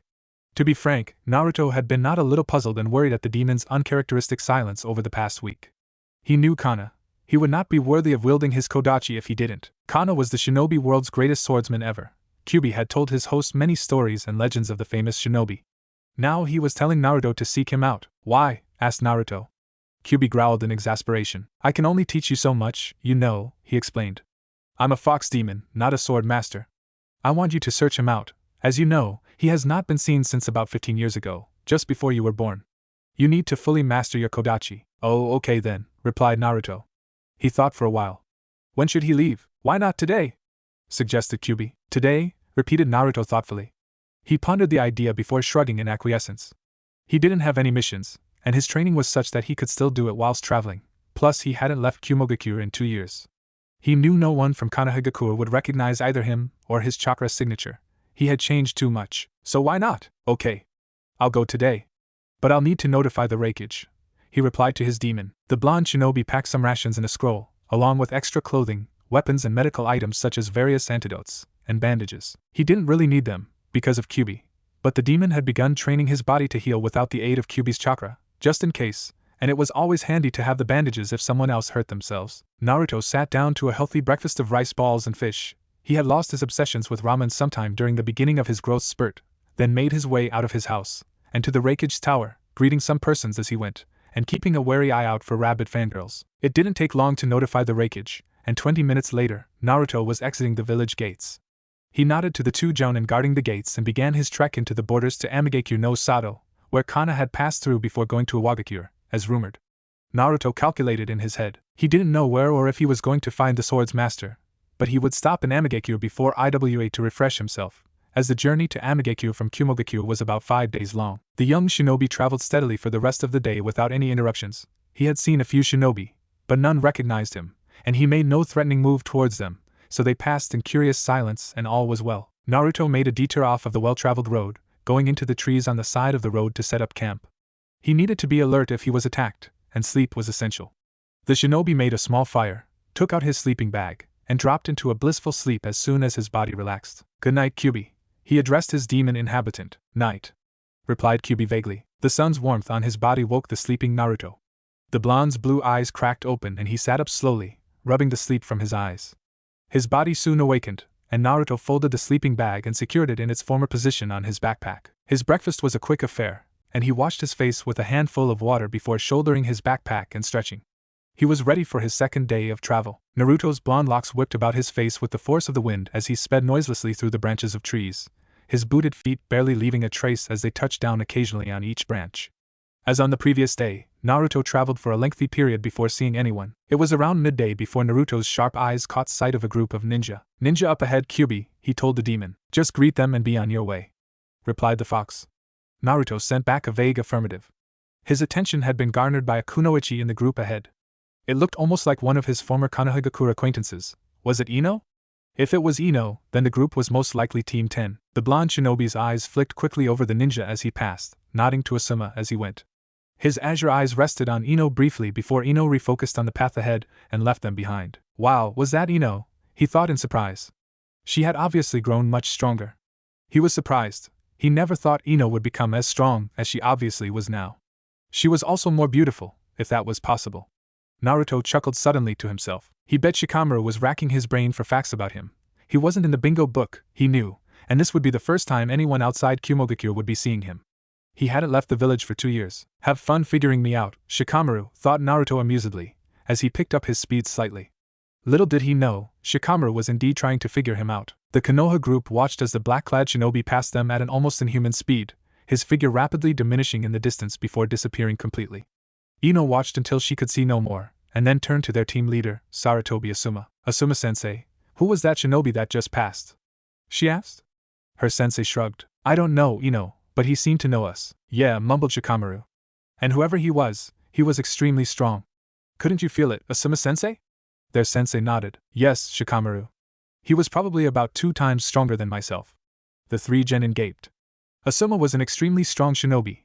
He had a bounty of 35 million ryo on his head. To be acknowledged as stronger than him, hell, 2 times stronger than him, was no small feat. "Wow," said Chuji in an odd tone, voicing their similar thoughts. "I guess he really is strong." The team continued in silence, until Shikamaru addressed his team leader again. "Asuma-sensei, did you see a Hittite anywhere on that shinobi?" Their sensei pondered the question for a moment before attempting to answer. "No, I didn't." "Why?" he queried his genius student. "Well, I looked him up in the bingo book, because such an obviously strong shinobi would be wanted by someone, but I didn't see a thing. And then when I thought back to when we saw him, I noticed that his Hittite was nowhere in sight. Plus, we don't know either his facial features or his fighting style. In short, we know nothing at all about that shinobi, and that is dangerous, since he is so strong." Asuma listened to his student's logical explanation and then replied, "You're right, Shikamaru, knowing nothing at all about such an obviously strong shinobi is dangerous. But one thing I can say, he is not from Konoha. His chakra signature is not even remotely familiar." Shikamaru nodded, and then continued his query. "Then why did he look at us as if he knew us?" Their sensei shook his head. "I don't know, Shikamaru, I don't know." A contemplative silence fell over the group as they traveled. Who was that shinobi, and how did he know them? Naruto slowed his pace as he glimpsed the large iron-wrought gates of Amigekyo no Sado. He would stop here for a night to refresh himself. The blonde shinobi signed the ninja register handed to him by the aim jounin guarding the gates, and entered the busy village, mingling into the crowd easily. Naruto looked around. Now, where was a hotel to stay for the night? Or even an inn, he wasn't all that picky. His head swiveled from side to side as he walked amidst the throngs of passers-by, searching for a place to rest. Then his eyes lit on a comfortable-looking nin. "Finally!" he thought, slightly exasperated. Naruto walked into the inn, and requested a single room. The pretty young woman at the desk gave him a starry-eyed look before handing him the key to his room and informing him of the price for a night's stay with entirely too much gusto. The blonde groaned. Not another fangirl, he thought, in mental anguish. Kyuubi chuckled, the sound reverberating in Naruto's mind. "Guess you're just a babe magnet, huh, kid?" he asked amusedly. Naruto growled mentally and took the key from the starstruck girl, bestowing a drool-worthy smile on her before heading towards his designated room. He really couldn't wait to get some sleep. 5 days of traveling plus heavy training was no small feat, even for a Jinchuriki. Naruto entered the room noiselessly before shedding his backpack and shoes. Then he lay down on the comfortable futon, and immediately felt himself beginning to drift off into sleep. Just before he succumbed to the blackness, He tried to memorize the inn's name for future reference. What was it? His frown cleared as his brain supplied him with the answer. Oasis of Rest. Asuma and Team 10 drew closer and closer to the gates of Amigakure, their steps unconsciously quickening at the thought of a warm futon and some rest. Kanahigakure was always sunny and warm, and so the Konoha team was unused to the damp, cold, bleak climate that defined Amigakure no Sato. 5 days of barely interrupted traveling in unfamiliar climate had taken its toll on each ninja, and now all they wanted was to rest. Asuma signed the register, and each ninja followed suit, before the aim jounin waved them through the gates. Once inside, Asuma began walking purposefully into the heart of the town, brushing shoulders with many passers-by in the crush of villagers. Where are we going, Asuma-sensei? Shouted Chuji over the noise of the villagers. Asuma shook his head at Chuji, and the large boy fell silent, understanding and heeding his sensei's warning to keep silent. He motioned for them to follow him, then took a sharp right turn and continued walking until he came to a halt in front of a comfortable-looking inn called the Oasis of Rest. This is one of the best inns in Amigakure, announced Asuma. Many ninjas stay here. Come, let's secure our rooms. Shikamaru and Chuji, you two will share, whilst Ino and myself will have separate rooms. The preteen genin nodded in acceptance and understanding. With that said, Asuma led the way into the inn and over to the female receptionist. Giving Asuma a flirty glance and Ino a dark one, she spoke. What can I do for you, sir? Asuma mentally rolled his eyes. TCH, fangirl. He thought, I want 3 rooms, 2 with 1 bed each, and the third with 2 separate beds. No problem. The girl assured him. Asuma signed the register and waited for her to tell him the total. Here you go. She checked the register. Asuma-san, she said, giving him the keys. The price is 5,000 ryo. Asuma drew out his wallet and paid the woman, then distributed the keys amongst his students. Then they all ascended to their rooms for some much-needed rest. Naruto strapped his kodachi onto his back and picked up his backpack. Alright, I'm just going to get some barbecue, then head out again for Wagakure no Sato, he said to Kyuubi. Just don't take too long, cautioned Kyuubi. People, meaning other shinobi, are bound to notice you because of your strength, so you might be challenged or something like that. Be careful. Replied Naruto, heading down the inn stairs as he conversed with his demonic inhabitant. He signed the register again, ignoring the flirtatious gesture and coy, fluttering lashes of the fangirl receptionist. Then he left the inn and made his way to a barbecue stand he had seen the night before. Feeling ravenous and rather well-rested, Naruto ordered 2 full plates of the excellent barbecue and devoured them with gusto. He exited the shop over an hour and a half later. As he entered the street, he espied the same team of Konoha genin and sensei that he had encountered at the beginning of his travels. Against his will, he found his eyes drawn to the blonde. Ino. A feeling of intense sadness washed over him as he watched her laughing happily with her 2 teammates, Naruto Shikamaru and Akimichi Chuji. Naruto had never actually known them, apart from being aware of their names and which team they were on. Even though he had a crush on Ino, he didn't know her. He had never even really spoken to her. Naruto's eyes moved to the 2 boys. They, like him, had grown a lot. Akimichi Chuji was even bigger, but the fat of his younger years had translated to pure muscle, and his large form drew many odd looks from passing females. His formerly short, rust-red hair had grown out, and now resembled his father's, its spiky length brushing the middle of his back. He also wielded a wooden staff. Something told Naruto that the wooden staff was not entirely as it seemed. His eyes shifted to Nara Shikamaru, and his eyes widened in shock. If not for the obvious youthfulness of his face and lack of a beard, Naruto would have mistaken him for his father. A cigarette hung lazily from the corner of his mouth, and his body was relaxed, but Naruto knew that his piercing gray eyes were taking in everything around him. Naruto sighed, and his eyes returned to Ino. She was breathtakingly beautiful. The blonde male had harbored a crush on the Yamanaka ever since the first day at the academy. He still remembered it vividly. Demon boy, don't come near me. I don't want to sit by you. Go to your seat, Uzumaki. The harsh, strident tones of Yamano Irika, his academy teacher, cut through the jeers and taunts of the young boy's tormentors. Pained azure eyes looked up at his teacher before the 8-year-old walked slowly to an empty seat at the center of the classroom. The seats around it were all deserted. No one wanted to sit near him, let alone beside him. Irika's hard gaze followed him until he sat. Then the teacher surveyed the classroom, his eyes softening as they landed on various students. My name is Yumino Irika, and I will be your academy teacher until you graduate and become genin. Is that clear? Yes, sensei, chorused the class. Irika nodded. Alright, now be good, I have to deliver your student forms to the principal. The teacher left the classroom, closing the door behind him. As soon as he left, the jeers and taunts began again, all focused at Naruto. The girls giggled and whispered behind their hands, shooting him venomous glances every once in a while. One pink-haired girl was the meanest. Demon boy. What are you doing in a classroom? Shouldn't you be off dying somewhere? The class laughed heartily at her cruel words. Naruto's gaze met the pinkette's and moved away to the long-haired blonde beside her. She didn't look at him, instead, tugged on the pinkette's blouse, smiling triumphantly. Sakura? Sakura? Forehead! She yelled when Sakura ignored her. The pinkette turned away from tormenting Naruto and faced the other girl. What? She said aggressively. It didn't bother the blonde. She grinned even more. Sasuke-kun looked at me. He likes me more than you. Sakura let out a shriek of fangirl fury, and the two girls battled it out with insults until the other fangirls realized what they were arguing about and joined the disagreement, screaming about Sasuke-kun. Naruto couldn't tear his eyes away from the blonde. She was so pretty. Suddenly, she looked straight at him, and he flinched, ready to receive a cruel smirk and rude comment, but she smiled, a small, beautiful smile, and he realized. She had distracted Sakura from tormenting him. The small blonde boy smiled tentatively back, and they both turned away before they were caught. Then Iruka came back, scowling at Naruto, and his hell of a life began again. But he never forgot Ino, or that moment. Naruto came back to the present. He sighed again. That was why he had had a crush on her for so long. But she didn't like him romantically, she didn't even notice him, her attention was all on Sasuke-kun. The blonde shinobi looked back at the team. He had unconsciously followed them into a slightly seedy part of town. Then a cry rang out, and his eyes widened, and he shifted into full attack mode, becoming the dangerous shinobi he was. They had been attacked. 3 shinobi had accosted the team, one occupying both Shikamaru and Shuji, and the second, obviously the leader, Asuma. The third one had thrown a bucking Ino over his shoulder, bound her hands and ankles with chakra rope, and sped away. Naruto frowned. That shinobi was not getting away. Maybe if it was Sakura, but not Ino. Naruto left the shadows he had been in, and sped after the ninja, vaulting rooftops and walls as he pursued the kidnapper. Within minutes he had caught up to the ninja. Ino's eyes widened as she recognized the shinobi pursuing them. It seemed that her kidnapper also realized, because he stopped and placed her on the ground behind him, drawing a kodachi. The other shinobi didn't hesitate at the sight of the kidnapper's weapon. Instead, he drew out one of his own, and the two began to spar, kodachis clashing hard enough to create sparks. Ino took the chance to study her kidnapper and would-be savior. She looked at the kidnapper first. She might have to identify him if he was apprehended. His appearance was that of a missing nin. The first thing she noticed was his clothing and lack of hitite, combined with his menacing aura.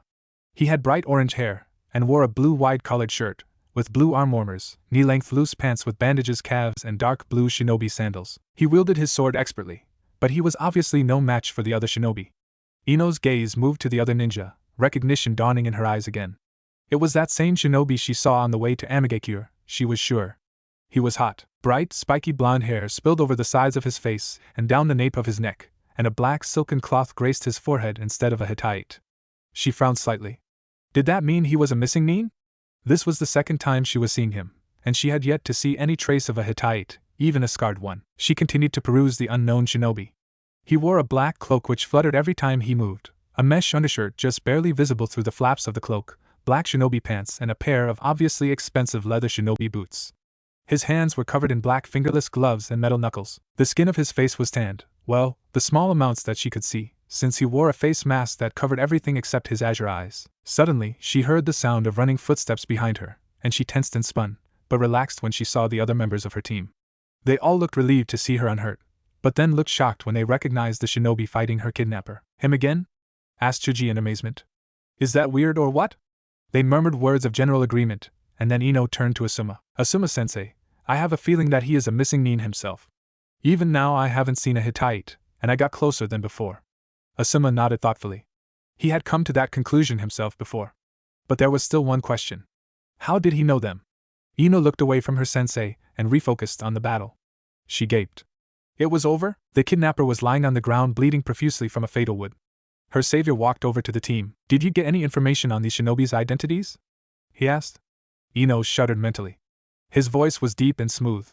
Asuma nodded, and shifted his cigarette so he could speak clearly. That one is Fuso, the other two were Edo and Sujite. All missing nin from Iwagakure no Sado. B-class. The stranger nodded and began to turn away, but Asuma's voice stopped him. Thank you, he paused, waiting for identification. The stranger half turned away before filling in the blank. Akumahai. You are welcome. Then he walked away at a sedate pace, quickly blending into the crowd of villagers who had gathered at the scene, leaving them to look after him in puzzlement. Asuma looked at the 3 genin. Well, are we ready to leave? They nodded, and Team 10 set out for Iwagakure. They had a mission there, to protect the daimyo. It was a B-class mission, and the sooner they got there, the better. Naruto's tense body relaxed as he disappeared into the crowd of excited villagers. He let a grim smile spread across his masked face at the thought of the dead shinobi who had attempted to kidnap Ino. It disappeared, however, when he realized how stupid he had been. Kyuso! He cursed mentally. Now Asuma's curious about me. I bet the next bingo book will have an Akuma High in it. Exactly, Kit, said Kyuubi wryly. At least they didn't recognize you. But they are curious as to how you seem to know them. Naruto cursed again. He was so stupid. The blonde's body tensed again when a shinobi suddenly appeared in front of him. The daimyo would like to see you, Shinobi-san, he related politely. Naruto mentally groaned. What was it with him and daimyos? Wordlessly, he followed the shinobi messenger to the daimyo's office. The daimyo met him at the door. Come in. He paused, realizing that he had no name for the shinobi that stood before him. Akuma Hai, filled in Naruto. The daimyo nodded. Come in, Akuma-san. Naruto followed the man into the comfortable office, sitting down on one of the many embroidered chairs in the room. After settling himself, the daimyo began. I would like to reward you, Akuma-san, he began. Naruto's eyes grew more alert, and he scanned the daimyo. He didn't seem like a threat. The daimyo was obviously a former shinobi gone to seed. He wore civilian's clothing under his green robes. He was of average height, and slightly pudgy. His short black hair was neatly cut, and a small black beard was on his chin. Piercing blue eyes stared at Naruto. My name is Garaki Nero. Naruto nodded, noticing a piercing on his left ear. Maybe he should get one. He considered it more seriously. He would get one. Pay attention! Yelled Kyuubi from inside Naruto's mindscape. Naruto refocused and began to listen. They were shinobi that plagued this village for 5 years. We hired countless shinobi to kill them, but they never ever survived against them. That is why I wish to give you this. The daimyo held out a medium-sized scroll. Naruto reached out and took it, looking at it with slight suspicion. You can open it, said Kyuubi. They don't know you're a Jinchuriki, so anything that might be dangerous to a normal person would not affect you. Naruto deftly opened the scroll, and his eyes widened. The daimyo smiled. Yes, it is the summoning contract for ravens. It has not been used since the death of my brother, the famous Raven Ryu. Naruto began to hand it back, but the daimyo stopped him. No, keep it. I understand that you are a missing nin, but I have powers of intuition, a gift I was born with. I can feel that you are not the usual missing nin. Take it. Naruto reluctantly put the scroll in his backpack. Then he and the daimyo rose to their feet. Naruto bowed. Arigato gozaimasu, Garaki-san. The daimyo smiled in response. You are welcome. The two men walked to the door of the building, and the daimyo saw the blonde out the door. Naruto walked down the street, looking for a certain place. The blonde walked from street to street, until he found the place he was looking for. He glanced up at the sign and nodded in satisfaction. Shinobi Piercings. That was the name of the shop. He stepped inside, blinding as his eyes refocused in the darker interior of the shop. A young woman came out from the back of the shop and smiled brightly at him, fangirl sparkles fully activated. Yes, sir? She asked, eager to help the handsome male standing before her. My name is Akuma Hai. I would like 2 piercings on my right ear.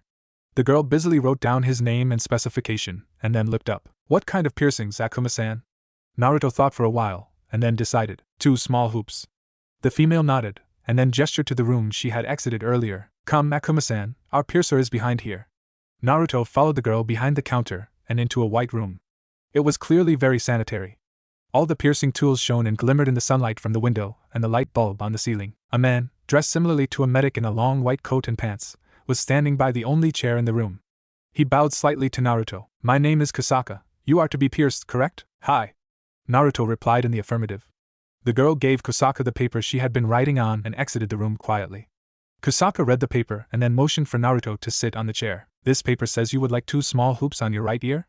Naruto nodded in answer, and Kusaka smiled. Well then, let's begin. The piercer made Naruto lean to his left, exposing his ear.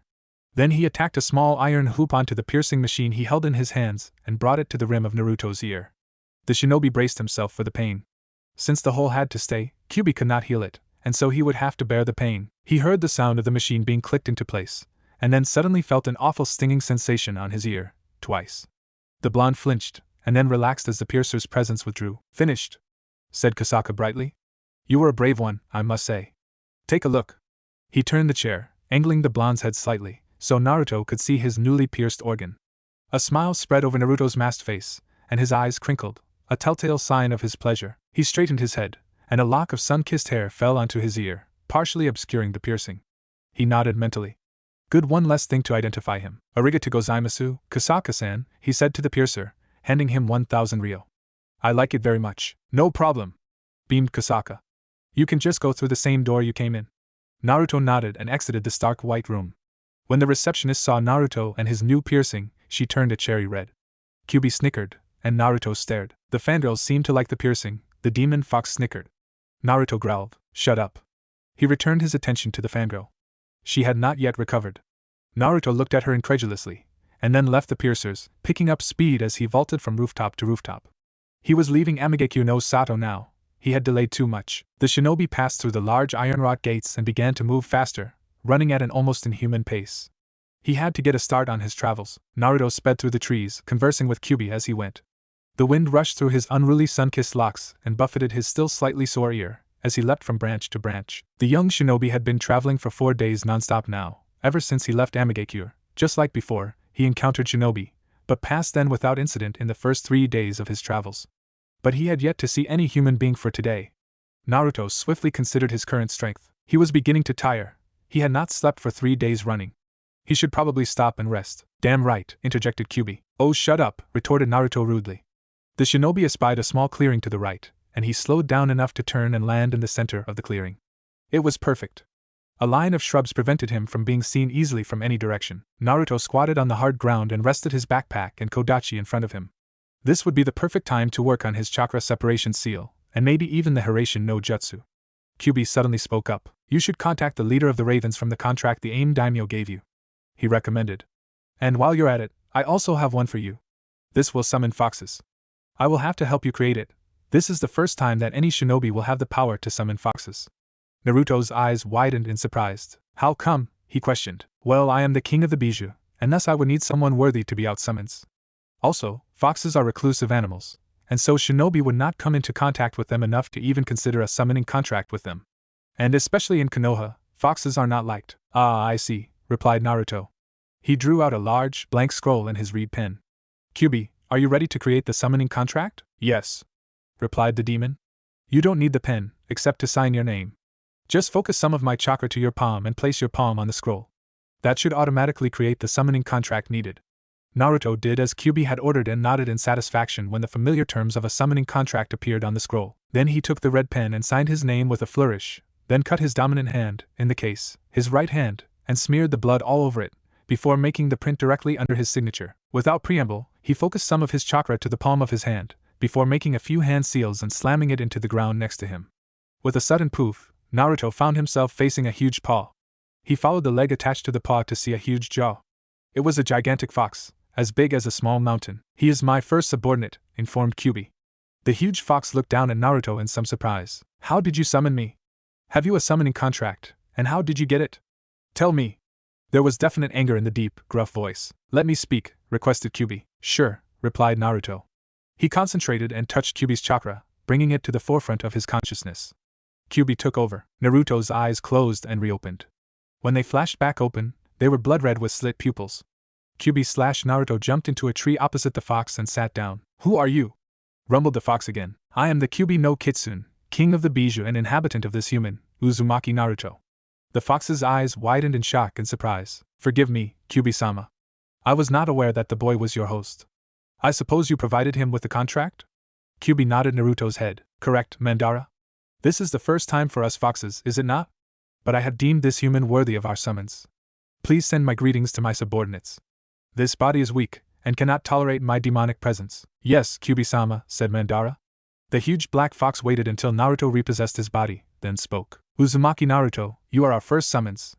We Kitsune are incredibly loyal creature, and because of your connection to Kyuubi-sama, we are bound to you for life.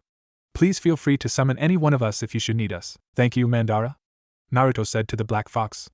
I shall endeavor to do my best in regards to your summons. The fox inclined his head slightly, and then poofed away. Thanks, Kyuubi, Naruto said to his inhabitant. No problem, replied the demon. Use the raven's contract now. Naruto drew out the other large scroll. Unfurling it, he placed it on the ground, picked up his reed pen and signed his name under the only other summons there, Ryu, or Raven Ryu, then used his blood again to make a hand print below his signature. The daimyo had told the truth. The scroll had not been used since the death of his brother. Again, Naruto made the appropriate hand seals before focusing a large amount of chakra to his hand and slamming it into the ground, thinking of a raven as he did so. Just as before, a poof was heard, and he found himself face to face with a great specimen of the raven he had thought of whilst summoning. What dost thou want with myself, human? Asked the huge bird in a slightly croaky voice. His yellow eyes focused on Naruto, and it sniffed the air in disdain. The air dost reek of fox. Art thou my summons? Yes, replied Naruto. As you might know, Ryu, your previous summons, is dead, has been for at least 10 years. This contract was entrusted to his brother, who in turn gave it to me. My name is Uzumaki Naruto, former Kana Higakura shinobi. The raven looked at Naruto with new respect. So that is the reason why I have not seen Ryo for so long, it commented, then continued. Uzumaki Naruto, thou art the current summons. Use our services well.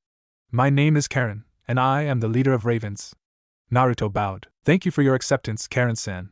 I will endeavor to be as good a summons as possible. The raven looked at Naruto through beady eyes and ruffled midnight feathers slightly, and then nodded, as if satisfied, and poofed away. Naruto collapsed to the ground. Wow, that really depleted my chakra supply, he said to Kyuubi. Well, that is to be expected, said Kyuubi in reply. You are lucky to be still conscious, let alone with chakra left. Most shinobi would have fainted by now. The demon paused, then continued. I want to add something to your training. Gather chakra to your feet, just as if you are about to walk on water, and attempt to walk in the air. It may help you if you circulate the chakra on the soles of your feet. This will be hard, but not too hard, as you are already wind-natured. When you are able to stand, try to walk. Naruto sighed. His training was already rigorous. Now this? However, he did as he was told, and began pushing chakra to his feet, circulating it as Kyuubi suggested. To his surprise, he almost immediately began rising in the air. I did it, he said to Kyuubi. The demon grunted in approval. Very good, although it will be easier for you now that your chakra stores have depleted, there is less to control. Now try walking. Naruto focused again, and put one foot before the other, taking a tentative step. When he remained steady, he took another step, and another, until he was walking normally. Then he stopped to talk to Kyuubi, but when he stopped, he lost concentration and began sinking back to the ground. Kyuubi chuckled. Don't worry, you will practice walking and standing using your wind chakra until it becomes second nature and feels more natural than walking on the ground. Oh, and I want you to increase your gravity seals by 50 pounds each.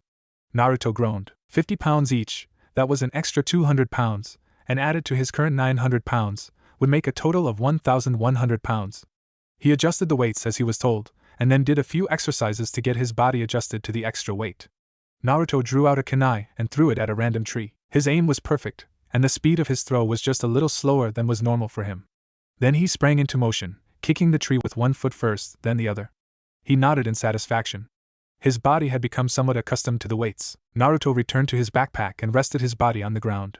He packed up the scrolls and reed pen before casting a genjutsu over the area so he could rest without the risk of being discovered.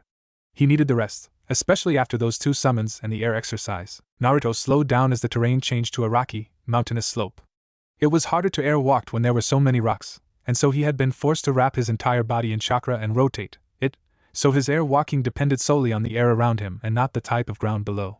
He was nearing Iwagakure no Sato. The blonde shinobi leapt nimbly from rock to rock, discarding the air walking technique, and swiftly ascending the mountain. He had heard that Kana was somewhere in these remote mountains. Naruto suddenly stopped. Somewhere was the key word. There was no way he could possibly search out all parts of the mountains and still find Kana in this lifetime. It was impossible. A thought occurred to him, and he smiled. Focusing chakra into his right palm, he slammed it into the ground, focusing on a raven in his mind. Immediately, a medium-sized raven stood before him. The black bird inclined its head, surveying Naruto from out of its beady eyes. What dost thou wish thy humble servant Taka to do, master? Asked the raven. Taka, I wish you to search these mountains for the swordsman named Kana. You may call on other ravens of your acquaintance if you wish. I shall be right here when you have finished. The raven ruffled its feathers and bowed his head. Understood, Uzumaki-sama. A small poof was heard, and Taka turned to the raven beside him. Olga, Taka. The 2 ravens greeted each other, and then Taka turned back to Naruto. This is Olga.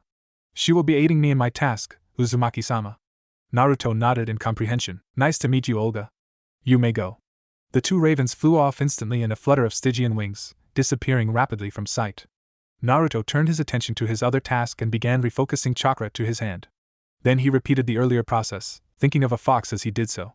Sure enough, a small black fox appeared with a poof. Naruto looked at the 2 foxes. What are your names? He queried. The black fox stepped forward. I am called Erashur, Uzumaki-sama. The other one stepped forward also, and I am called Kazama.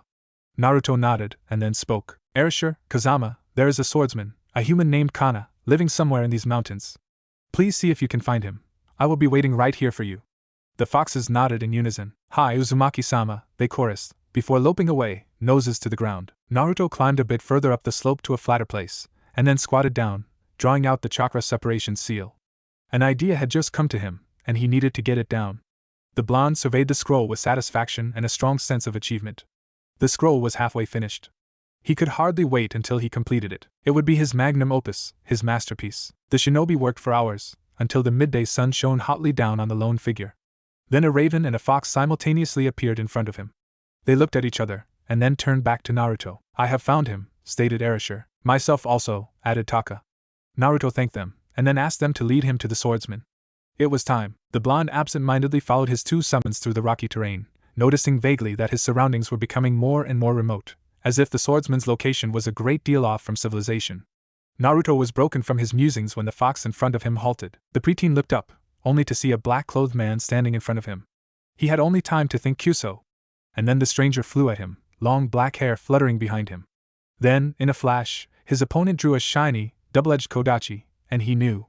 This man was Kana. Naruto quickly drew his own kodachi, and began countering the other's thrusts, and even going so far as to endeavor to thrust at his opponent, choosing to switch from defensive to offensive. The two males fought for at least 5 minutes, thrusting and parrying at lightning speeds. Naruto felt exhilarated. He was at home, wielding his kodachi, but his body was beginning to tire. He could not keep this up for much longer. Just as the thought crossed his mind, his attacker leapt back lightly, balancing with precise grace on the balls of his feet. Then he bowed. Naruto, panting slightly, could only stare in confusion at the other man. "What?" His opponent spoke, effectively drawing his attention from his baffled thoughts. "Congratulations." His voice was deep, and held a slight note of amusement.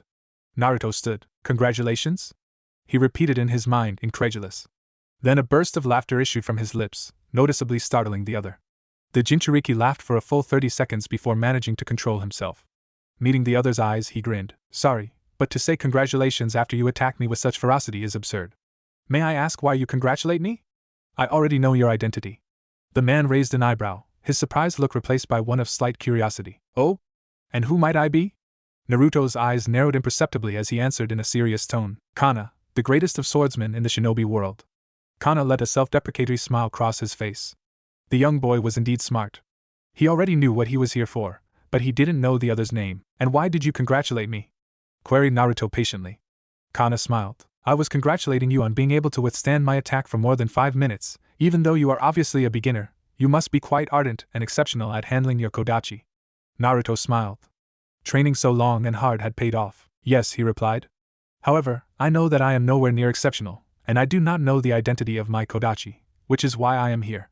And my name is Uzumaki Naruto, former Leaf Genin, currently a C-class missing nin." Kana raised an eyebrow. "You are not a C-class missing nin," he commented. "Your latent strength should at least give you a B-class status. So either the bingo book has not yet been updated, or you have been lying low for the past year." Naruto smiled enigmatically, his eyes crinkling above his mask. "So what do you say, Kana-san?"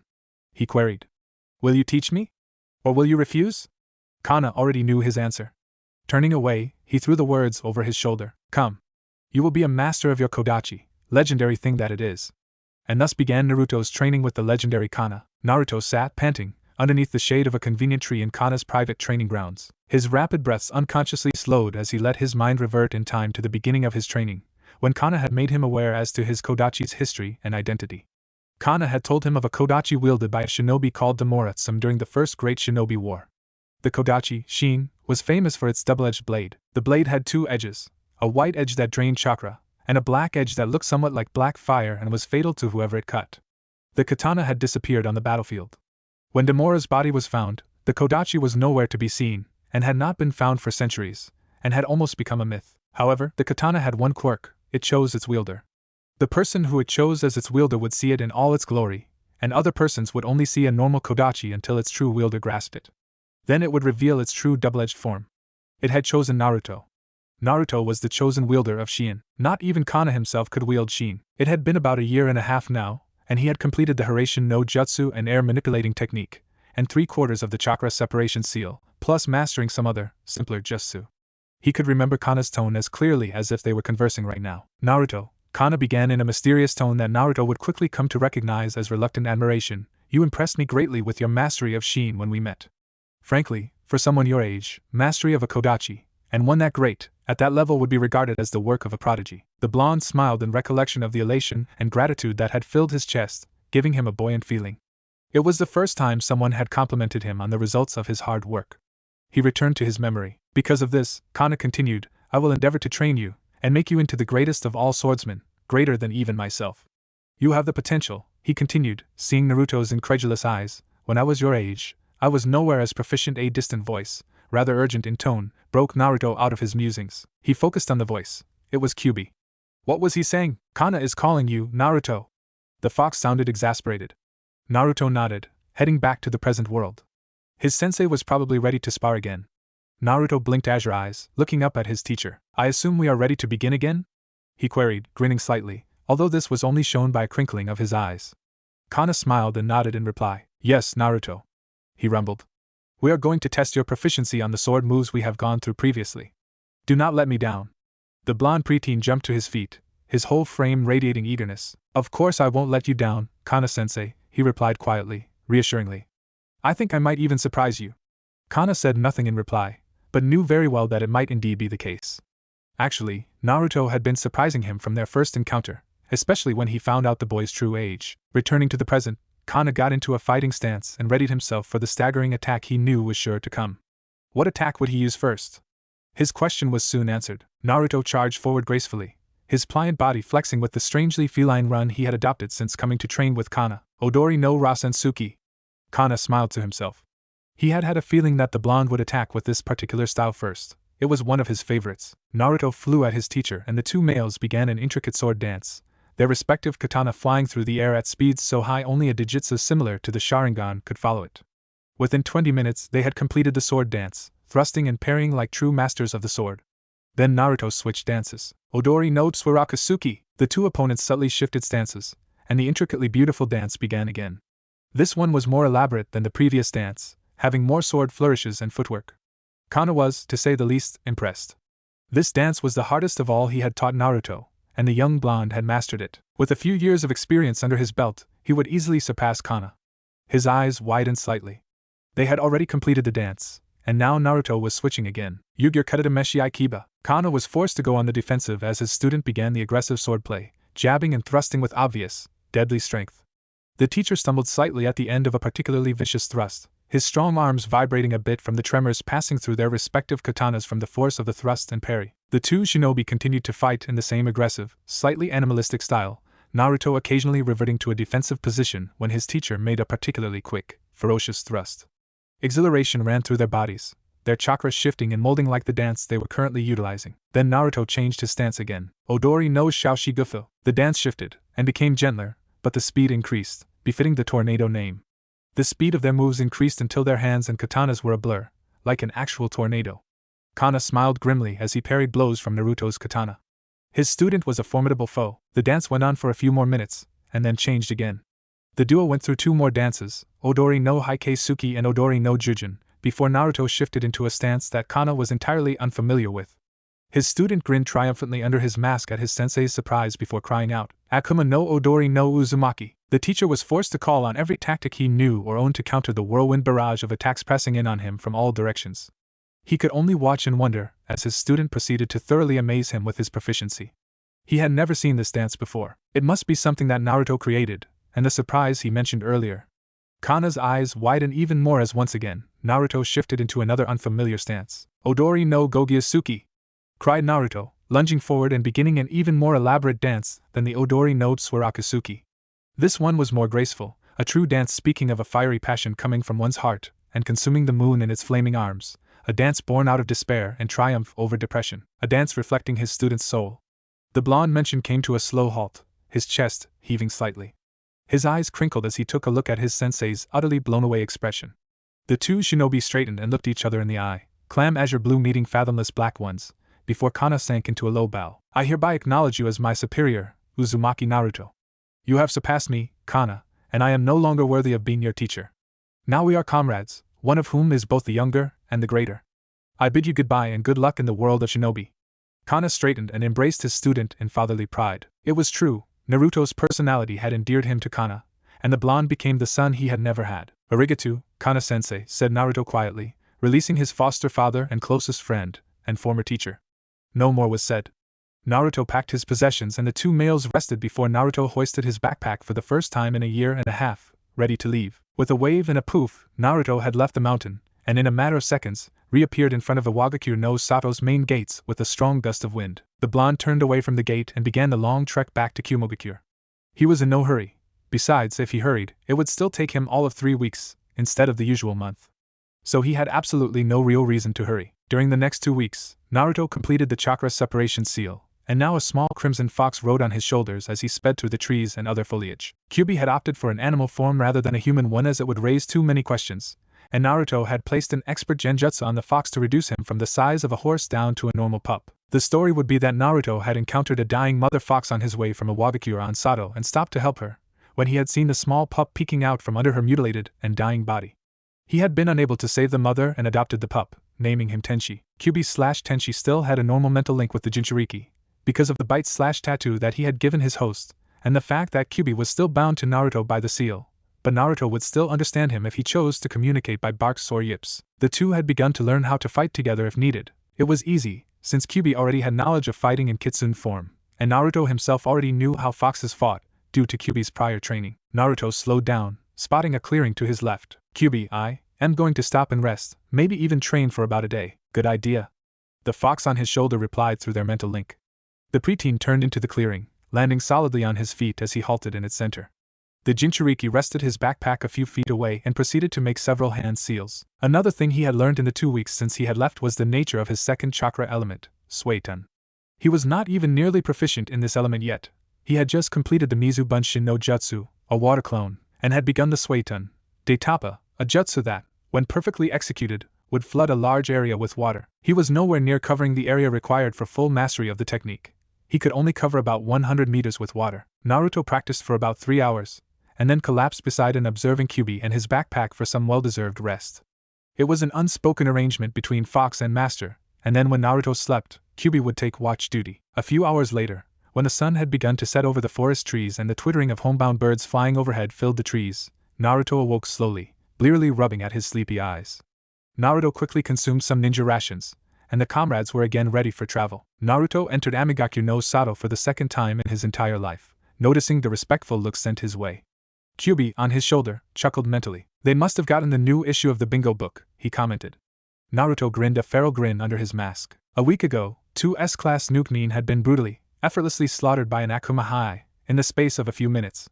Both shinobi had been former Akatsuki members, and were on the run from said organization. They had foolishly attempted to ambush Naruto, and met their demise at the end of a well-placed Shin thrust. Naruto flipped open his old bingo book, automatically reaching the page both ninja were listed on. He murmured in satisfaction as his eyes landed on their profiles. The first one was called Nagoma. Naruto stared at the photo, memories flooding his brain. Nagoma was quite handsome. Short, shoulder-length blonde hair was slicked down and combed straight back. His green eyes were deceptive. They held the power of seduction, disguising the fact that he was a powerful killer. It was those same green eyes that Naruto had pierced with Shin, and the same green eyes that had seduced numerous female civilians and kunoichi alike, giving him the reputation as a ladies' man. Nagoma wore a black knee-length coat, similar to Naruto, standard black pants, a mesh undershirt, and like all other Akatsuki had painted his nails a dark color, in this case dark green. Naruto's eyes moved to Gatoga's profile. He had been the weaker of the two, not that one would easily deduce this from his hardcore appearance. Gatoga almost resembled an advertisement for a piercer's, so riddled was his face with various piercings. His nose bridge had 5 bars through it, and each ear was ringed with about 18 hoop piercings. His tongue was also pierced with 2 studs, side by side, and his thin lip had 3 small hoops on the left side of his lower lip. Gatoga wore a black turtleneck, and long, tight black pants with bandaged arms and carried a kodachi. His hair was a blue-black shade, and was in a short, spiky style actually very similar to Naruto's. An almost malicious gleam entered Naruto's eyes as he recollected the thrill and satisfaction he had gotten by fighting Gatoga. The Nuke-nin had actually been rather skilled with the kodachi, but of course, was no match for Naruto. He put away the older version of the bingo book and flipped open the newer version. "Let's see what they have on me, just for kicks," he said to Kyuubi. The fox let out a small bark of laughter, and the pair began to peruse Naruto's profile. "Let's see him," muttered Naruto vaguely. It seemed that they were puzzled as to his identity.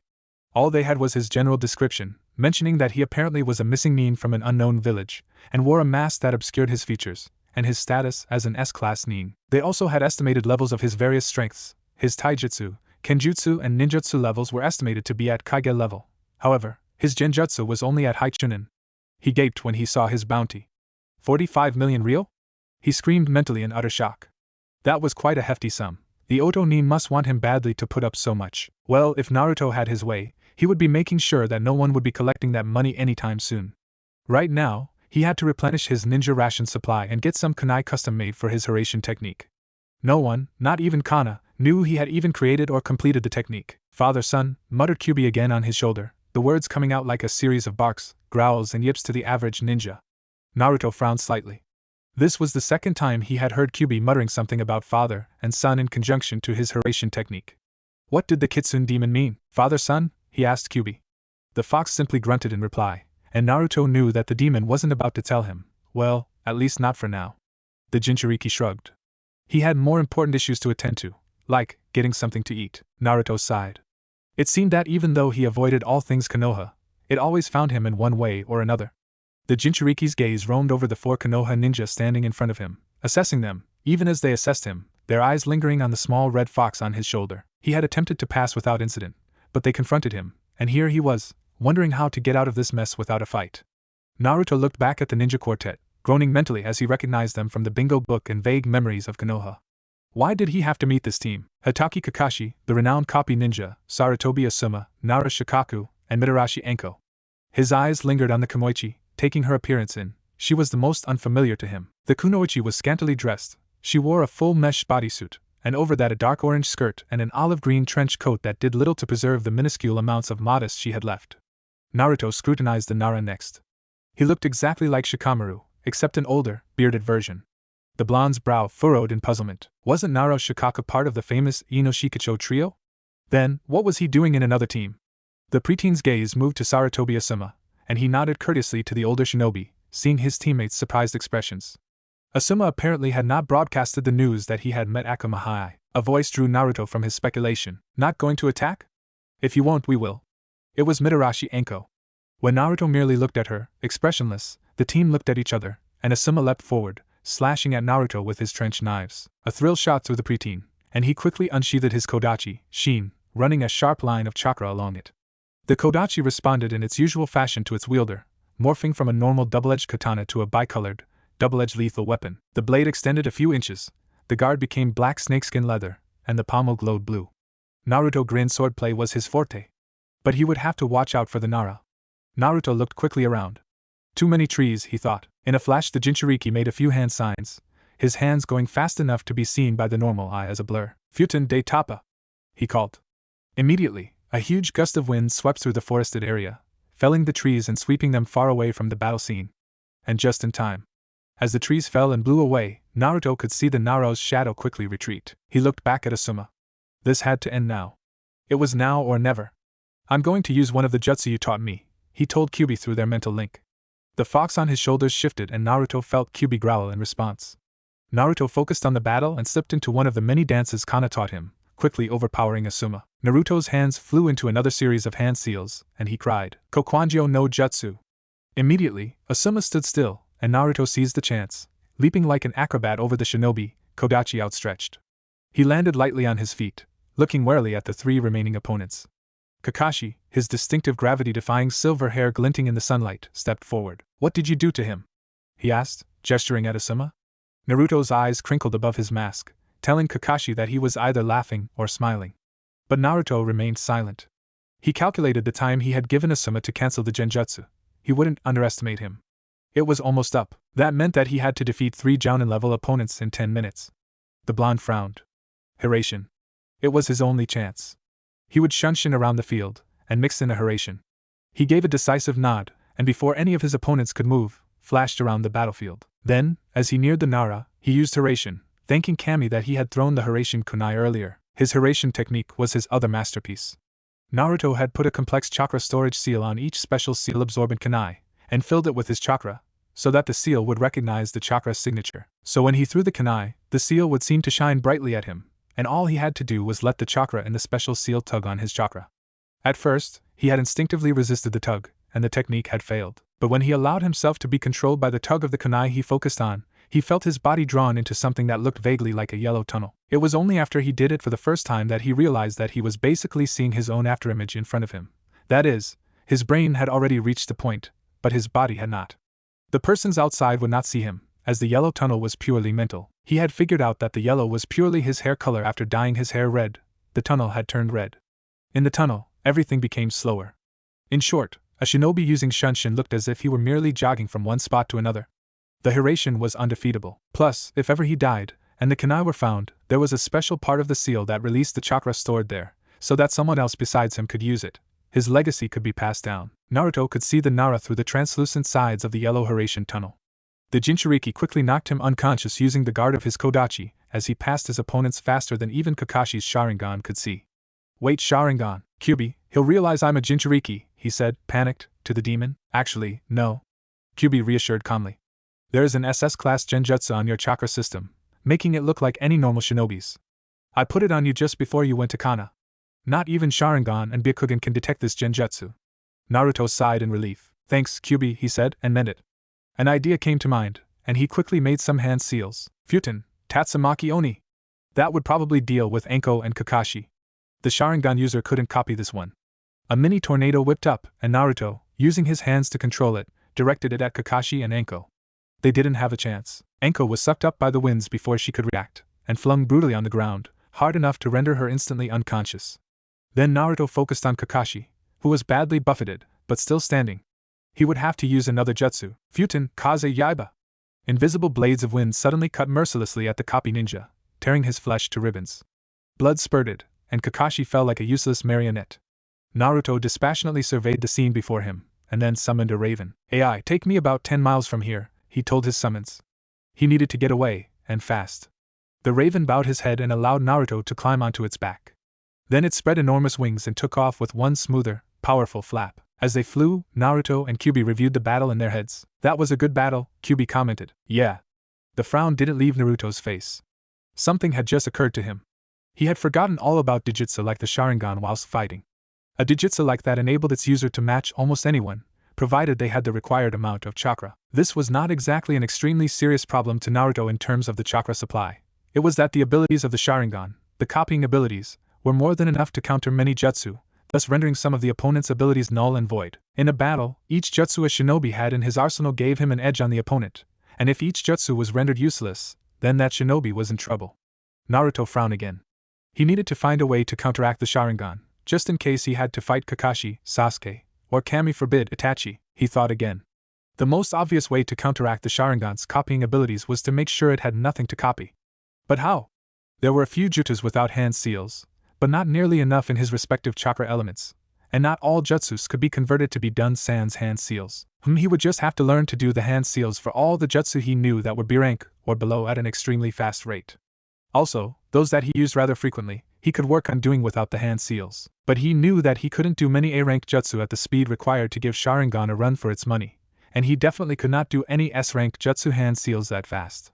He could practice, yes, but there was only so fast he could get, and he was sure that he would never be able to do them without hand seals. That meant he would have to have something else to rely on, apart from his Kodachi, hand-sealed jutsus, and non-sealed jutsus. How about chakra manipulation? Broke in Kyuubi's voice suddenly, giving Naruto a slight start. Your chakra is wind-natured, and wind element chakra has a natural cutting edge. You should use that to your advantage. For instance, if an opponent rendered your arms useless, and tied you legs, you could run your chakra on the outside of your skin, and its natural cutting ability would sever the ropes binding you.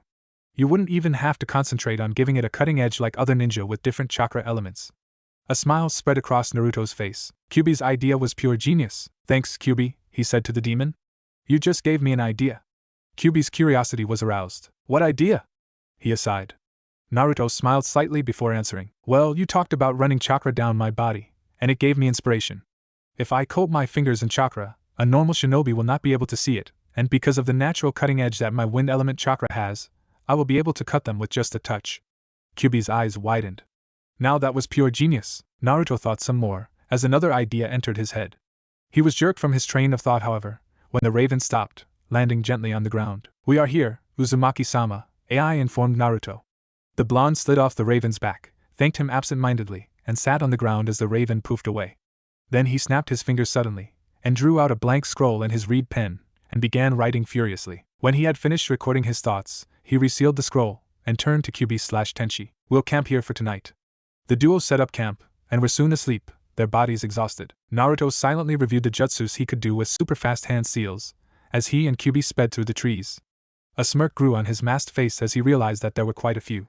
Rasengan, Futen, Rasengan, Kokienjo no Jutsu, Shiho Happo Shuriken, Bunshin Daibukaha, Suitun, Mizu Bunshin no Jutsu, Futon, Kaze Yaiba, and a lot more. He had also perfected the aspects of chakra manipulation he had thought of earlier, like coating his fingers in his wind-natured chakra, making it into a technique. He called it Futon, Sashiki Tasaki, literally cutting fingers. This technique, depending on how much he honed his chakra, could give a superficial cut, or even sever a limb. The 12-year-old was extremely proud of this technique.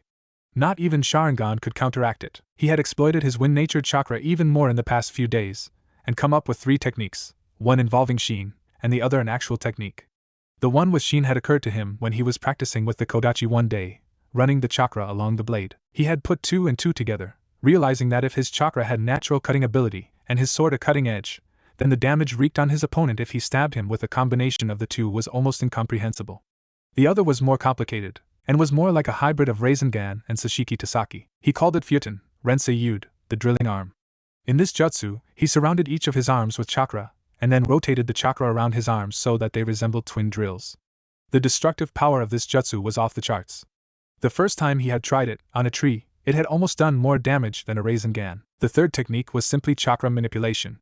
In this, he covered his body with a thin layer of chakra, and then sharpened the edges of the chakra. Just like the Sashiki Tasaki, if he touched someone or something with his body, then, depending on how much he sharpened his chakra, the person would simply receive a superficial cut or lose a limb, vital organ, or his life. Because of the sharpening aspect of the jutsu, Naruto called it Futon, Hitomi Naifu, the body knife technique. However, even though he had created all of these techniques, he was nowhere near perfecting them.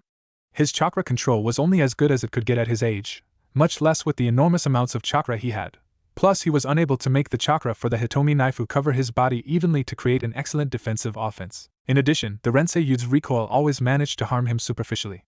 But even though it was superficial, it still harmed him, and a jutsu that caused harm to both the victim and the user was not very profitable. The only one even close to perfection was the Sashiki Tasaki, and he still had only a 7 in 10 chance of successfully executing the jutsu. I need to practice more, he thought determinedly. I can't have Jounin attacking me like that again and not be able to easily defeat them. Che. They didn't even have to attack. It was that stupid Kunoichi. Kyuubi chuckled. Well, you are an S-class nuke with a bounty of 45 million ryo on your head. I think it is safe to assume that you have more than a few enemies. Naruto chuckled. True. A silence fell between shinobi and demon as they flew through the trees. They knew they had much more to face. Kakashi awoke slowly. He blinked in confusion as his disoriented mind attempted to place his surroundings. The Cyclopean shinobi turned his head stiffly, noting the pain in his body from several bandaged areas on his torso, legs and arms. The memories came rushing back as he caught sight of Naro Shikaku and Sarutobi Asuma sitting by the campfire. Anko was nowhere in sight. Akuma must have caught her too, he mused. It seemed that only he and the Kunoichi had been harmed. With a grunt, Kakashi raised himself slowly to a sitting position, extremely relieved that he could still move if he needed to. Hearing the grunt, Asuma and Shikaku looked over at Kakashi. Their faces lightened as they realized that their comrade was finally awake and functioning. Finally! We were beginning to worry, said Sarutobi Asuma, smiling with the ever-present cigarette dangling from the corner of his mouth. Kakashi's one visible eye widened. Why, how long have I been out? He asked, his voice gravelly from lack of use. Shikaku frowned. About 2 days. Those wounds were bad. Kakashi shook his head. I've never seen that jutsu before, he commented. Nor have I seen the one he used on Anko. How is she, by the way? She's fine, answered Asuma. On watch. The copy ninja nodded. Then the entire team was ready to go again. Silence blanketed the 3 shinobi as their minds simultaneously renewed the battle. Then Shikaku spoke up. Did you notice Akuma's hesitation to attack? He had even attempted to pass us without beginning a fight. Not even after Anko threatened him would he attack. Plus, he left us all alive. I was only knocked out. Asuma here didn't even suffer an injury. You were the worst, and admit it, you've been hurt worse. There is something we're missing. Asuma and Kakashi nodded in agreement. Then Asuma began to speak. I didn't tell anyone but the Hokage this before, but Akuma and I have met before. Figured as much, commented Kakashi. He seemed to know you. Asuma nodded, a faraway look in his eyes. Yeah. The first time I met him, Team 10 was on a protection mission in the Stone Country, in Iwagakure no Sato. Akuma passed us, on the way to Amigakure no Sato, and nodded to me exactly as he did when he met us, as if he knew me. And I had never seen him before. He also seemed to know Shikamaru, Ino and Chuji, which is extremely strange. Knowing me, not so much. I'm in the bingo book. Ino, Chuji and Shikamaru? Very suspicious.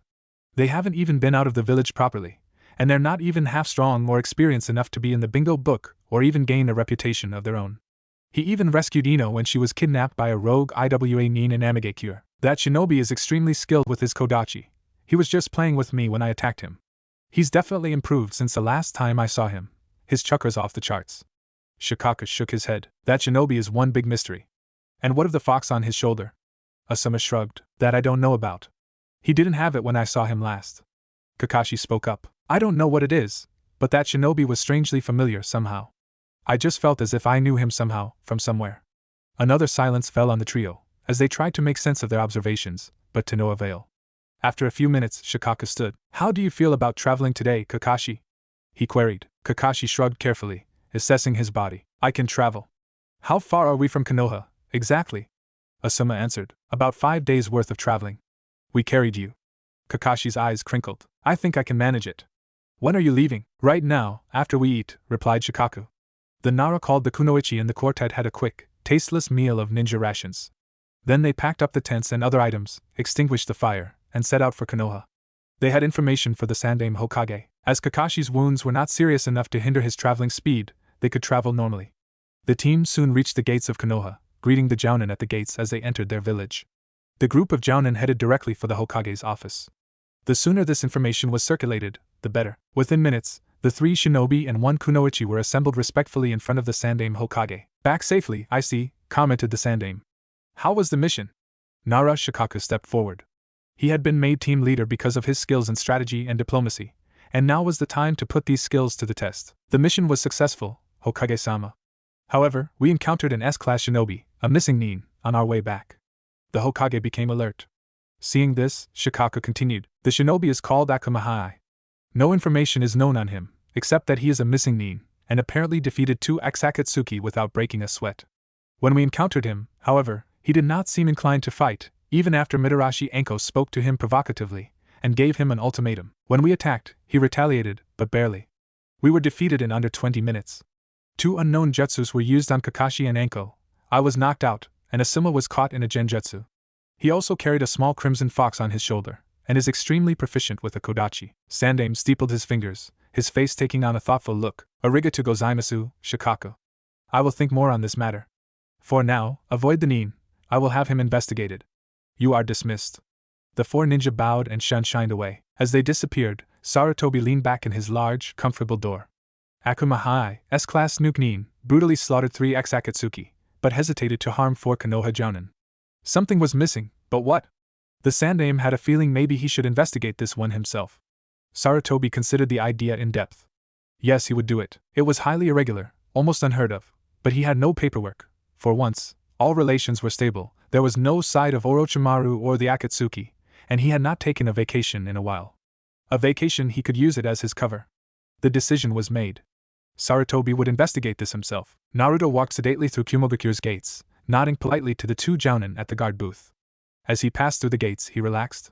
Even though he knew an infiltration was still possible, there was just something about returning home that made him feel safe. Then a screech filled the air, and Naruto flinched, before taking off at a run, grimacing. He had been away for so long, he had forgotten about the fangirls.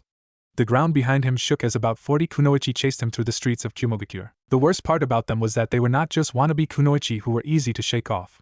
These kunoichi were excellent trackers and attackers. After a few minutes he managed to shake them, though he could still hear their yells of Akuma-kun. Squee! Naruto shuddered, and dived into a nearby barbecue shop. The proprietor graciously welcomed him, and a waitress brought his order of 2 plates of barbecue pork. Then, halfway through his meal, a group of fangirls came in. Naruto shivered in fear, and by quick thinking, cast a henge over himself so he looked extremely different. Then he finished his barbecue, paid the owner, and exited the shop in a flash, releasing the henge as he did so. It was time to report to the Raikage. Naruto made his way to the tower, Kyuubi on his shoulder, greeting acquaintances as he passed through the busy streets. When he reached the base of the tower, he flashed his kodachi as ID at the Jounin guards and ascended a few flights of stairs until he reached the familiar green door. Naruto knocked twice on it before receiving permission to enter.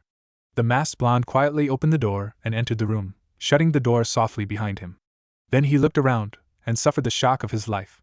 He had never been as glad for his mask as he was now. Almost all of the rookie 9 stood before him, with the addition of 1 genin he was completely unfamiliar with. Naruto felt surprised. On a mission alone? How old was everyone? He saw no signs of a flak jacket, so that meant that everyone was still genin level. He was 12, So that would mean that the age range would be from 11 to 14, Hyuga Niji and Shikamaru being the eldest, and Hyuga Hinata, the youngest. His eyes rested briefly on each one, recognizing them from his past. Hyuga Niji, Uchiha Sasuke, Nara Shikamaru, Yamanaka Ino, Tenten, and a boy he didn't know. Naruto scrutinized the boy for a moment. He must be my replacement, he deduced. The young shinobi had long silver hair, caught up in a high ponytail with a piece over his left eye, similar to Yamanaka Ino. He was almost pretty, with pale skin, purple eyes and delicate features, and appeared to have the same attitude complex as Sasuke, who, Naruto noticed, was looking at him with disdain. The unknown Konoha shinobi wore a mesh undershirt with a short-sleeved mid-torso black jacket, black fingerless mesh gloves, and standard black shinobi pants and sandals. Naruto shifted his gaze back to Shikamaru and Ino, and nodded at them before turning to the Raikage. I am back, Raikage-sama, he said quietly, feeling the stares of the Konoha shinobi. Why are they staring so much? He asked Kyuubi. Maybe it's the fact that you look rather intimidating, despite your obvious lack of height, plus the fact that you have a fox on your shoulder? Suggested Kyuubi sarcastically. Ignoring the jab at his height, or lack of it, Naruto mentally slapped himself. He really was a dope sometimes. The Raikage smiled. Welcome back. He beckoned Naruto closer and said quietly to him, do you mind taking on a simple D-ranked mission to show these Konoha ninja to our shinobi guest house and a place to eat? One of them, the Uchiha, was stupid enough to anger one of our shinobi on their way here. I don't trust them not to cause a fight. Relations between Kyuubi and Kanahagakure are shaky enough as it is. Naruto considered it for a while before shrugging his shoulders nonchalantly. It didn't really matter. Even the Raikage didn't know his true identity, so how could they discover it? And even if they updated the bingo book with Kyuubi as his base, nothing too major would come of it. Sure, Raikage-sama, he replied quietly. Then he stepped away from the Kage's desk and waited for the village leader to tell them what he had just decided. The Raikage cleared his throat to attract the Konoha ninja's attention. I have assigned you a guide.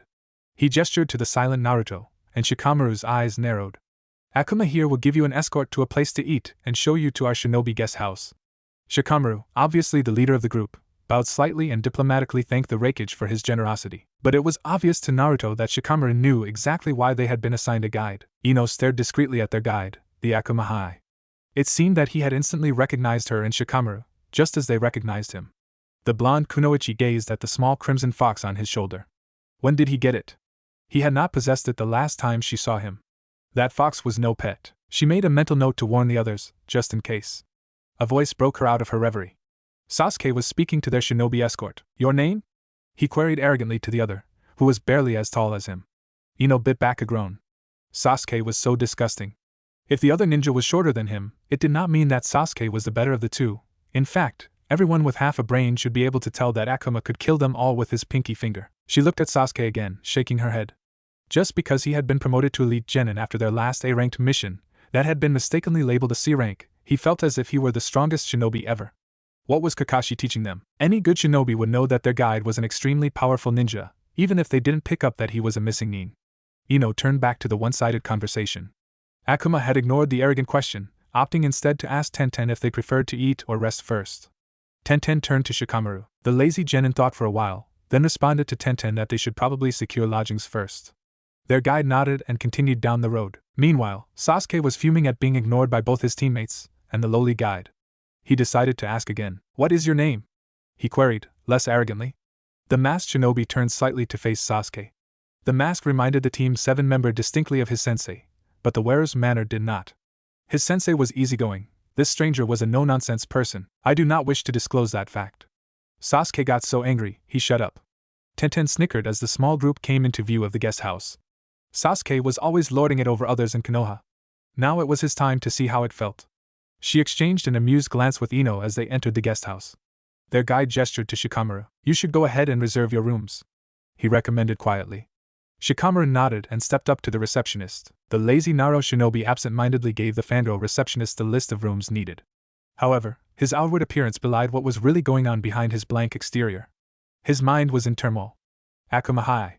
Is this his base? If so, why didn't he try to conceal himself from us Konoha ninja, knowing he attacked a Jounin team a few weeks ago? Or could it be that he doesn't care if we know his base, or could this not be his base? What is he doing with that fox? It is obviously not a pet. When did he get it? Why did he call the Raikage-sama with that familiar tone, and how did they look as if they were well acquainted with each other? Does this mean that he is closely allied with Kyuubi? And if so, why did a ninja allied with Kyuubi attack ninja from Kana when the two villages were attempting to make an alliance? Shikamaru shook his head slightly, returning to the present. So many unanswered questions. He was getting a headache. The man was a veritable mystery. These questions would have to wait for a period when he was alone and could fit the pieces together, because there was definitely a puzzle to be solved here. The receptionist had finished adding up the bill. Why did it take her so long, and was currently searching for all the keys. Her head popped up from behind the desk as she located the last one, smiling brilliantly at him. Here you go, Nara-san. Shikamaru took the keys and nodded politely to her before distributing them and indicating to their guard that the group was now ready to go. Naruto let his body relax as he stood to the side. Thoughts swirled in his head like a mini whirlpool. Obviously, Shikamaru knew that his father had been attacked a few weeks ago and by whom. Naruto was no fool. He had seen the startled look of recognition, followed swiftly by confusion, when he entered the room. I'll need to be more careful outside the village and in my house, the blonde thought. Ninja can't storm Kyuubi for fear of making an enemy in the form of the Hokage, but they can do infiltration missions, or ambush me outside. He exhaled slightly. The life of an S-class missing nin was not easy, no, not easy at all. Then there was Ino. It seemed like every time Naruto saw her, she got prettier. She also recognized him on first sight, but it seemed that Sasuke had not, which in itself was extremely strange. Not recognize an S-class missing nin? Sasuke was filing in his place as the dobe it seemed. And then there was his attitude. How could any self-respecting shinobi alienate a ninja of the village they were trying to make an alliance with?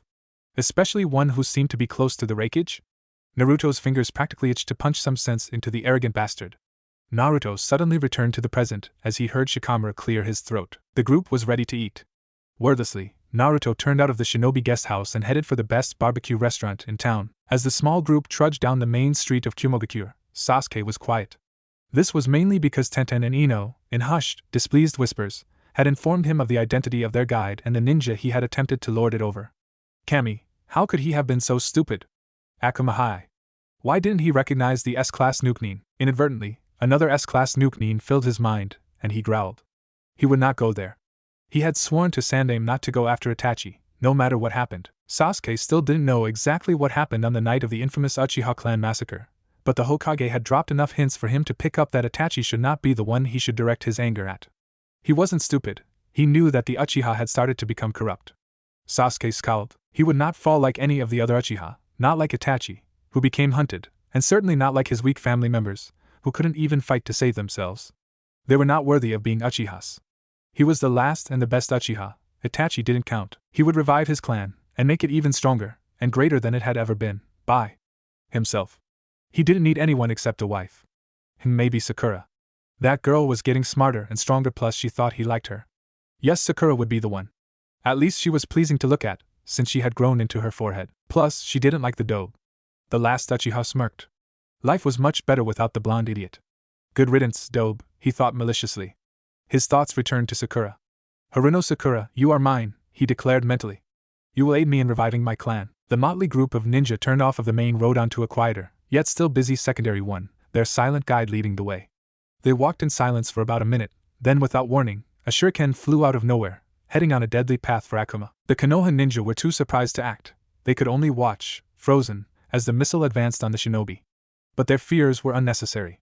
Akuma suddenly spun, deftly catching the shuriken between fingers without harming himself, and hurled it back to the source. Then he straightened and called out in an amused tone, Kami, you never change, do you? Come on out now. A chuckle sounded, and a shinobi stepped forward from behind a tree at the side of the road. Even Sasuke showed some shock. None of them had even noticed the ninja. If it had been a battle, a chorus shudder went through the group as the full implication set in. The shinobi approached Akuma casually, and the two shinobi greeted each other with a friendly handshake. Shikamaru watched them closely. For two shinobi to greet each other with a handshake spoke volumes of the trust between them.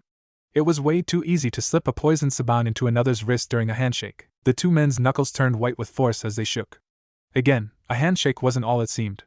It was also a display of power. Shikamaru's sharp eyes caught the stranger's slight wince as Akuma released his hand. His estimation of the missing nin went up a notch. Akuma was obviously the stronger of the duo. In the meanwhile, the Konoha ninja had taken the chance to study the unfamiliar shinobi. The first thing that had struck them was the stranger's eyes and hair. They were both distinctive silver. His silver hair lay in a silken sheet about his shoulders, looking even more well cared for than Niji's satiny mane. Said Genin regarded the man's hair in awe and slight envy.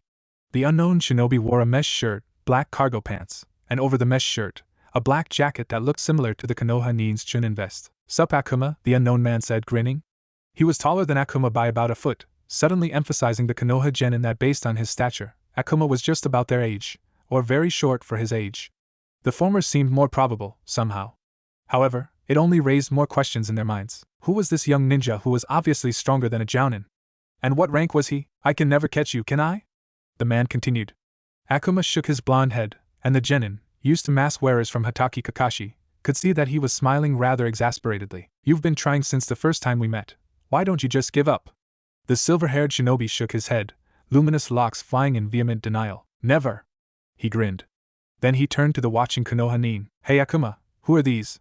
"Their calm guide," answered his friend. "These are some visiting Konoha ninja. Reikage Sama assigned me as guide." The other shinobi glanced over the group, and then introduced himself in a friendly manner. "Hey Konoha nin! My name is Shaoshi. Hope you enjoy your stay in Kyuubi.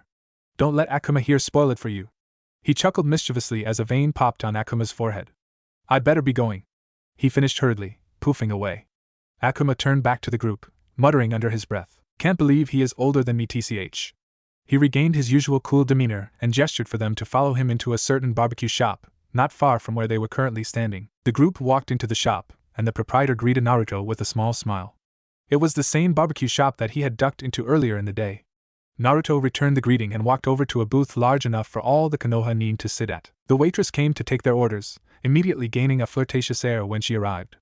Sasuke began to preen, sending a smug look at Yuki, Akuma, Shikamaru, and Niji. But his ego was in for an unpleasant surprise as the fangirl waitress ignored every male at the table except Akuma. "Akuma-san, fancy meeting you here twice in one day. What would you like?" she simpered. The group couldn't see his face, but sensed his slight embarrassment and exasperation. Apparently he had fangirls. "Lots of them," Akuma began.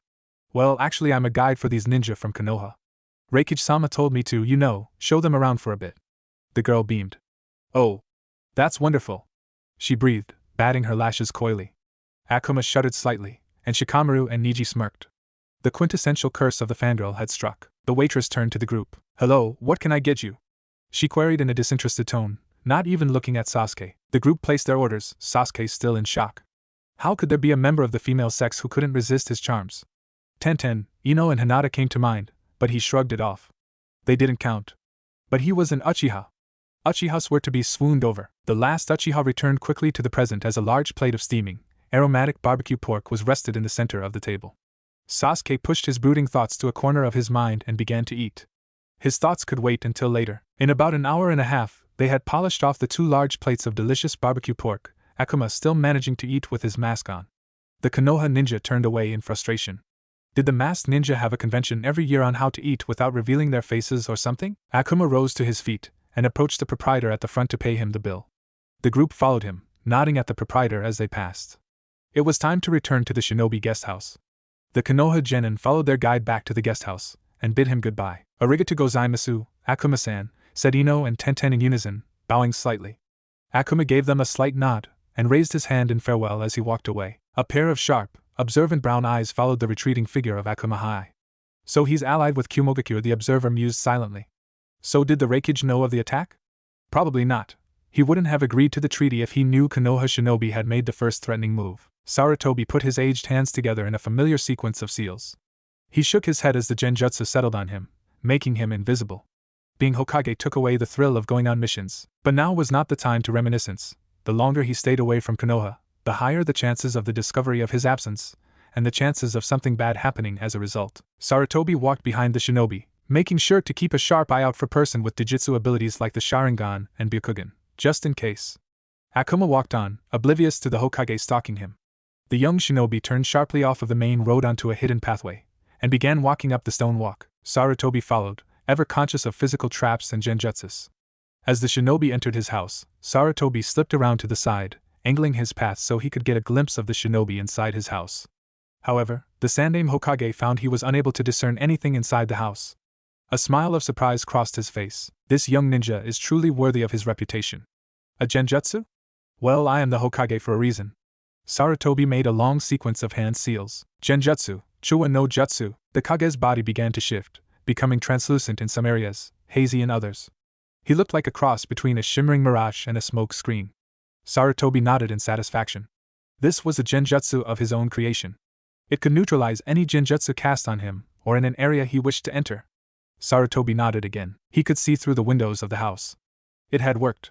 He watched as the shinobi entered his bedroom, systematically removing his outer clothing as he went. The cloak was the first to go, revealing a young, well-sculpted, tan body. His youth had been hinted at in his stature and build, and now it was confirmed. Sarutobi blinked as his eyes took in the small, but well-built body. This shinobi couldn't be more than 15 judging by his body structure. Then the weapons pouch was next, and the metal knuckles and black fingerless gloves. The young male sat down on the bed, his lithe body completely relaxed. Then he bent down and unbuckled his leather boots, flopping boneless backwards onto the bed after he had finished. Sarutobi contemplated the young ninja's relaxed state. He must be quite confident about the genjutsu placed around the house, he surmised. He had to admit that, based on the complexity of the genjutsu he had encountered, there really was no reason to worry. If he had not developed that genjutsu neutralization technique, he would have been defeated. The Kage's estimation of the shinobi rose another notch. However, he was drawn from his inner thoughts as the shinobi began moving again. He was taking off his mask. Sarutobi would remember that moment until his dying day. Even if he went back in time to that moment, he would never be able to prepare his mind for the shock he received. Actually, it was a double shock, somewhat like a double-layered genjutsu. You neutralize one layer quickly, yet another hits you in the face. At first the older shinobi had thought that it was his late student come to life in a 12-year-old body. But then the mask dropped fully to reveal whiskered cheeks, and Sarutobi had another surprise. It was Naruto. Wait, Naruto? A feeling of acute sadness filled the Sandaime Hokage. He had to get Naruto to return. The Hokage left his vantage point and went around to the front of the house. Raising an aged hand, he knocked on the front door 3 times in rapid succession. While he waited, he released the invisibility and neutralization genjutsus he had placed on himself. He heard the sound of cautious footsteps and the door slowly opened to reveal an armed, wary, fully masked and redressed Naruto. At the sight of the Sandaime Hokage on his doorstep, his azure eyes widened, and then his shoulders slumped. The preteen opened the door fully, allowing the Hokage to enter. The older man came in hesitantly, shutting the door behind him. The two males stared at each other, the air between them full of unspoken emotion. Naruto, Sandaime said sadly. The young male sighed heavily. Sarutobi Ajizan, why did you come after me? Sarutobi stepped forward and placed a paternal arm around Naruto's young shoulders, guiding him to a sofa in the adjoining room. They sat, and Sarutobi began with determination. It was time for Naruto to learn of his parentage. Naruto, I did not come to Kyuubi to look for you. Well, not directly. I had come to spy on one Akuma Hiei who had been attacked by a Jounin team from Kana. The Jounin in the team reported to me that the unknown shinobi was hesitant to engage them in battle. This was unusual, to say the least, because that same shinobi had quickly and efficiently killed 2 ex-Akatsuki. So, since I had not taken a mission in a while, I decided to check you out. Highly irregular, I know, but there you go. The Hokage shrugged. Besides, Akuma Hiei was an S-class ninja. By the way, that genjutsu on the house is extremely complex. Congratulations. Even I had trouble getting through. A smile crossed Naruto's masked face, and his shoulders relaxed. Sarutobi continued, I came, Naruto, to inform you of your parentage, and to ask you to return to Konoha. Naruto's brow furrowed. Parentage? Who were my parents? I never understood why it was such a big secret. After a while, I figured that no one actually knew. Sarutobi shook his head. After realizing how much Naruto resembled Minato, he came to the conclusion that it would be impossible to conceal his heritage from other persons. It was time for all to be revealed. But something had to be done first. Naruto, could you remove your make? I feel as if I'm talking to a stranger. He saw Naruto's hesitant expression, and his heart sank. Had he destroyed his surrogate grandson? Naruto watched, his heart hurting, as his surrogate grandfather and Hokage's face fell in acute disappointment and sadness. Should I take off the mask? He asked Kyuubi. The fox didn't hesitate in his opinion. Yes, Kit. Your Hokage has no ill will towards you. In fact, he was the only one who truly loved you, as far as I can tell. The demon said nothing more, although he knew Sarutobi would reveal something extremely shocking to Naruto, something that had been hidden from him since birth, for his own safety. Naruto returned to the present. Lifting his hand to his face, he grasped the mask and drew it down. Sarutobi's face and heart brightened. Maybe there was still a chance of redemption. The Sandaime Hokage gathered his thoughts and began. Exactly 12 years ago, Konoha had a man called Namikaze Minato as the Yondaime Hokage. Minato had just ascended to the Hokage's position, about 2 years before, and had married a woman named Uzumaki Kushina. He saw Naruto's eyes cloud with confusion, and smiled before beginning again. Minato was my student, and he and Kushina were very dear to me. The Yondaime ruled for a short time, but those were the most blissful years Konoha has ever seen. Then on October 10th, the Kyuubi no Kitsune attacked. Naruto felt an immense sadness at the back of his mind, emanating from the gigantic fox demon sealed inside him. Kyuubi never said it, but from his actions, Naruto gathered that he was extremely regretful of Konoha's loss. He tuned back into Sarutobi's explanation. There was much bloodshed. Countless ninja rose to protect Konoha and died in vain. The village was in a panic. Could the demon be stopped? Then their beloved Hokage came to their rescue, as a good Hokage always does. However, his solution came at a giant cost to both him and the village. Naruto broke in. Yes, he lost his life, and Kanahegakure lost a great Hokage. Sarutobi shook his head. True, but that is not all he lost. He also lost his wife and son. Sarutobi could see Naruto's confusion. It was almost palpable. You see, Minato and Kushina had had a baby boy on October the 10th, a few hours before Minato faced the Kyuubi. Kushina died in childbirth, and Minato was forced to seal the Kyuubi no Kitsune into his precious son, whom he loved more than life itself, at the cost of his own life. He believed his son would be viewed as a hero, but the fickle people of Konoha did not oblige their beloved Yandame's last wish, instead treating his son as if he were no more than trash. A tear rolled down Naruto's cheek as agonized blue eyes, so much like Minato's, stared at his surrogate grandfather. Without a word, the Hokage put his arms around Minato's son, Namikaze Naruto. There were times when everyone needed a hug, even the Shinigami himself. After a few moments, Naruto composed himself. Why Ajizan? He queried in a shaky voice, his body visibly trembling from the shock. Sarutobi understood the question Naruto was unable to ask. Why wasn't he told? On the night of the Kyuubi's attack, the first person to see you after Minato's death was a civilian, he said sadly. The idiot believed that the Kyuubi no Kitsune had killed their beloved Yandame, and transformed into a child in order to wreak more havoc on the village whenever it wanted. Soon the entire village believed the lie. I knew that it would be useless to dissuade them, and I couldn't broadcast it. Your father had too many enemies, mainly in Iwagakure. I had planned to tell you when you reached 10, but by that time, the hatred had proved too great. Any normal person would have succumbed long ago. You are strong, Naruto. The young boy dried his tears with the back of his hand and looked up at Sarutobi. So my name is Namikaze Uzumaki Naruto? Sarutobi nodded. Yes. There is also the matter of your inheritance. The Yandame Hokage had a clan complex, along with a sizable bank account, all entrusted to you for when you became of age. There is also a box of scrolls, containing 2 jutsus that define the Yandame. Kyuubi chuckled in the back of Naruto's mind. This should be good. Kit will finally realize my shock. Naruto heard the demon, but didn't understand. Nani? What do you mean? Kyuubi chuckled again. Just listen to your Ajizan. You'll see. Naruto returned to the present. Sarutobi was speaking. Those 2 jutsus are called Hiraishin no Jutsu and Rasengan. Hiraishin was what earned Minato his moniker of Konoha's Yellow Flash. Naruto shook his head, sun-kissed locks flying in complete bewilderment. He could hear Kyuubi laughing, but ignored him. Rasengan? Hiraishin? He repeated in a dazed voice. Those were the names of 2 jutsus he created, and now Sandame was telling him that Yandame had created 2 jutsus with exactly the same name? Whoa.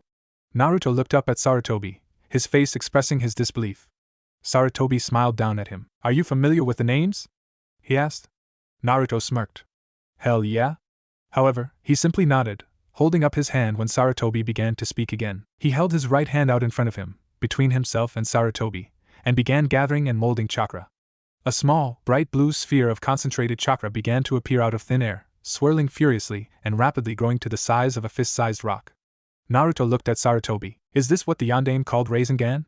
Sarutobi could only nod. Next, Naruto, after allowing the sphere of chakra to dissipate, drew out one of his special kunai. He threw it across the room, and was on the other side and back to Sarutobi in 2 yellow flashes. He turned to his surrogate grandfather. And is that what he called Hiraishin? Again, Sarutobi nodded, but found his mouth parched with shock. How? Naruto looked at him, a solemn expression on his face. I created it. Sarutobi could only shake his head. He really was Minato's son. He